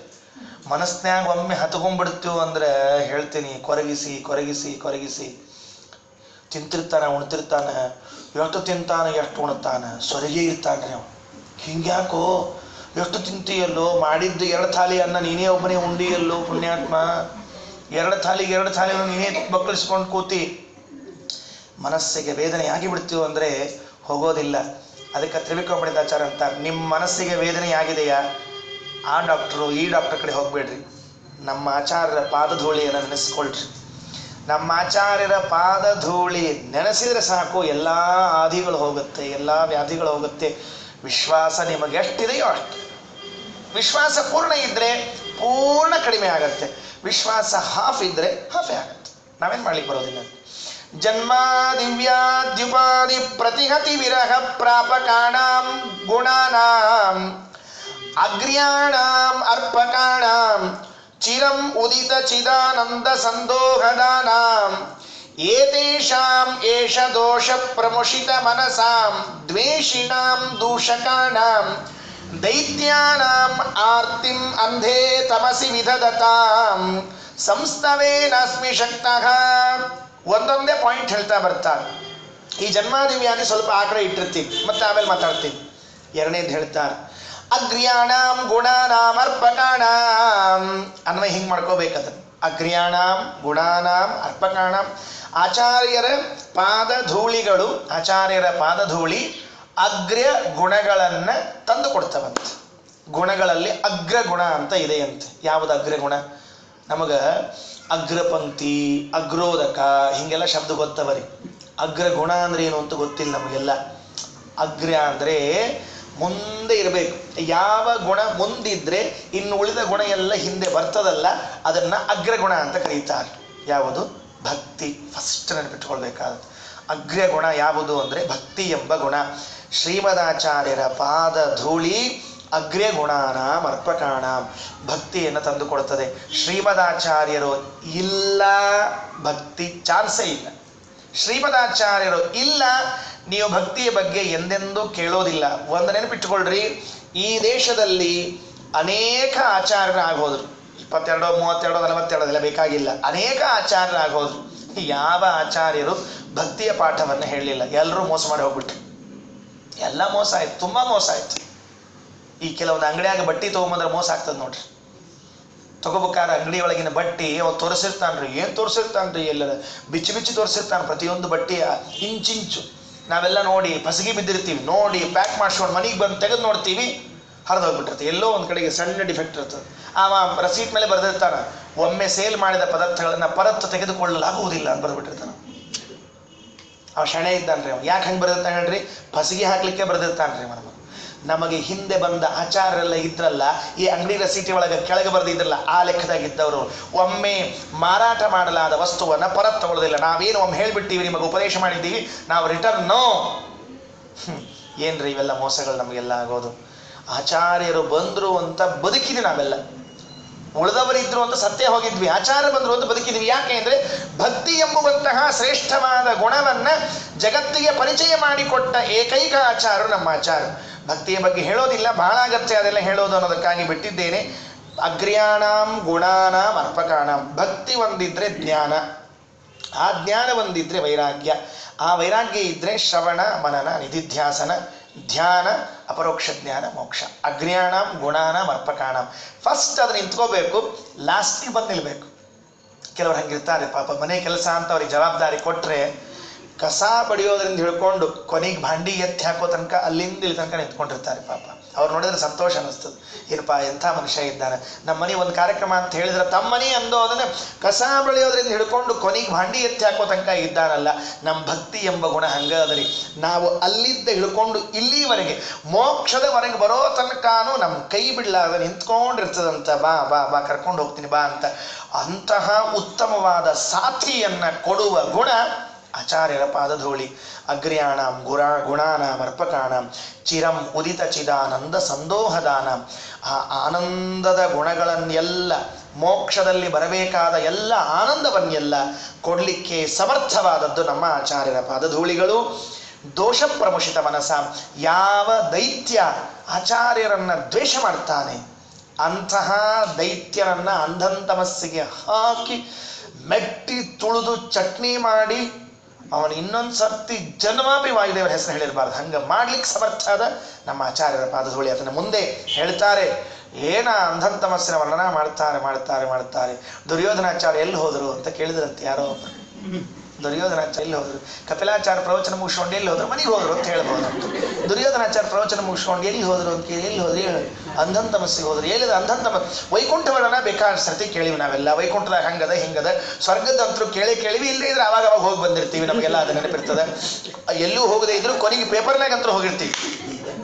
ಸತ್ತ ಮರದಿವಸ ಸ್ವರ್ಗವಾಸಿಗಳು ಟೈಮ್. ಇವತ್ತು ದಾನ ಮಾಡಿಲ್ಲ, ಧರ್ಮ ಮಾಡಿಲ್ಲ, ಸಂಧ್ಯಾ ವಂದನೆಸ್ತೇಕ್ ಮಾಡ್ತಿರ್ಲಿಲ್ಲ ನಾವು ಪುಣ್ಯಾತ್ಮ. ಸತ್ತು ಮರದಿವಸ ಸ್ವರ್ಗವಾಸಿ ಅವ್ ಪೇಪರ್ನ್ಯಾಗ. ಅಲ್ಲೆಲ್ಲ ಹೋಗಿ ಬಂದೀವಿ. ಅಂಧನ್ ತಮಸ್ಸಿಗೆ ಹೋಗಿವ, ಗೊತ್ತಿದೆಯಾ? ಗೊತ್ತೇ ಇಲ್ಲ. ಅಂಧನ್ ತಮಸ್ಸಿನ ವರ್ಣನೆಯನ್ನು ಮಾಡ್ತಾರೆ ತ್ರಿವಿಕ್ರಮ ಪಂಡಿತಾಚಾರ್ಯರು. ಅಲ್ಲಿ ಮುಂದೆ ಹೇಳ್ತೀನಿ, ಅದನ್ನೆಲ್ಲ ನಾಳೆ ದಿವಸ ಮಾತಾಡ್ತೀನಿ. ಏತೇಷಾಂ ಏಷ ದೋಷ ಪ್ರಮುಷಿತ ಮನಸಾಂ ದ್ವೇಷಿಣಾಂ ದೂಷಕಾಣಾಂ. ಯಾರು ವಾಯುದೇವರ ದ್ವೇಷ ಮಾಡ್ತಾರೆ, ದೂಷಣೆಯನ್ನು ಮಾಡ್ತಾರೆ, ದೈತ್ಯಾನಾಂ ಆರ್ತಿಂ ಅಂಧೇ ತಮಸ್ಸಿ, ಅಂಧನ್ ತಮಸ್ಸಿನಲ್ಲಿ ಹಾಕಿ ದುಃಖವನ್ನ ಕೊಟ್ಟು ಇನ್ನೊಂದ್ಸರ್ತಿ ಹರಿದ್ವೇಷ ಮಾಡ್ತೀಯ, ನನ್ನ ದ್ವೇಷ ಮಾಡ್ತೀಯ ನೀನು, ಮಾಡ್ತೀನಿ ಬಾ ಅಂತ ಹೇಳಿ ಹಾಕುವಂತಹ ಸಾಮರ್ಥ್ಯ ಆದ ಆ ವಾಯುದೇವರ ಪಾದಧೂಳಿಗೆ. ಇಂತಹ ಪಾದಧೂಳಿನ ಸಂಸ್ಥವೇ ನಾಸ್ಮಶಕ್ತಃ. ಏನು ವರ್ಣನೆ ಮಾಡ್ತೀನಿ ನಾನು, ಏನು ವರ್ಣನೆ ಮಾಡ್ತೀನಿ? ಜನ್ಮ ದಿವ್ಯಾದ್ಯುಪಾದಿ. ಈ ಶ್ಲೋಕ ನಮ್ಮ ಸ್ವಾಮಿಗಳು ರಘುಪ್ರಿಯ ತೀರ್ಥ ಶ್ರೀಪಾದಂಗಳವರು ಯಾವಾಗಲೂ ಹೇಳ್ತಿರ್ಬೇಕು.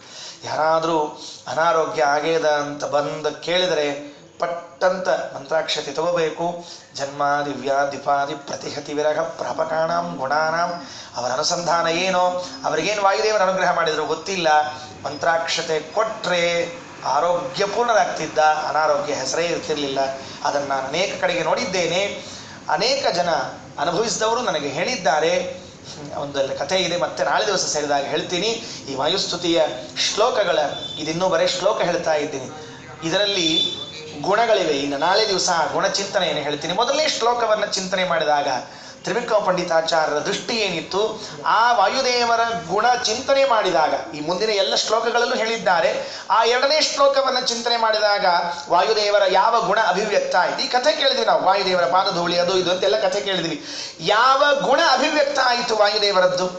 ನಾವು ಈ ಶ್ಲೋಕ ಪಾರಾಯಣ ಮಾಡಿದ್ವಿ. ವಾಯುದೇವರ ಯಾವ ಗುಣ ಹೇಳಿದಂಗಾಯಿತು, ಆ ಗುಣ ನಮ್ಮಲ್ಲಿ ಏನು ಮಾಡ್ತು ಕೆಲಸ, ಇದನ್ನೆಲ್ಲ ಹೇಳುವಂತಹದ್ದು ಮತ್ತೊಂದು ಪ್ರಕ್ರಿಯೆ ಇದೆ. ಮತ್ತೆ ನಾಳೆ ಸೇರಿದಾಗ ನೋಡೋಣ ಅಂತ ಹೇಳ್ತಾ ಮಧ್ವೇಷಾರ್ಪಣಮಸ್ತು. ನಾಳೆ ದಿವಸ ಒಂದು ಸಣ್ಣ ವ್ಯತ್ಯಾಸ ಮಾಡಿಕೊಳ್ಬೇಕಾಗಿದೆ. ಪ್ರವಚನದ ಸಮಯವನ್ನು ವ್ಯತ್ಯಾಸ ಮಾಡ್ತಾ ಇದ್ದೇನೆ ಅನಿವಾರ್ಯವಾಗಿ.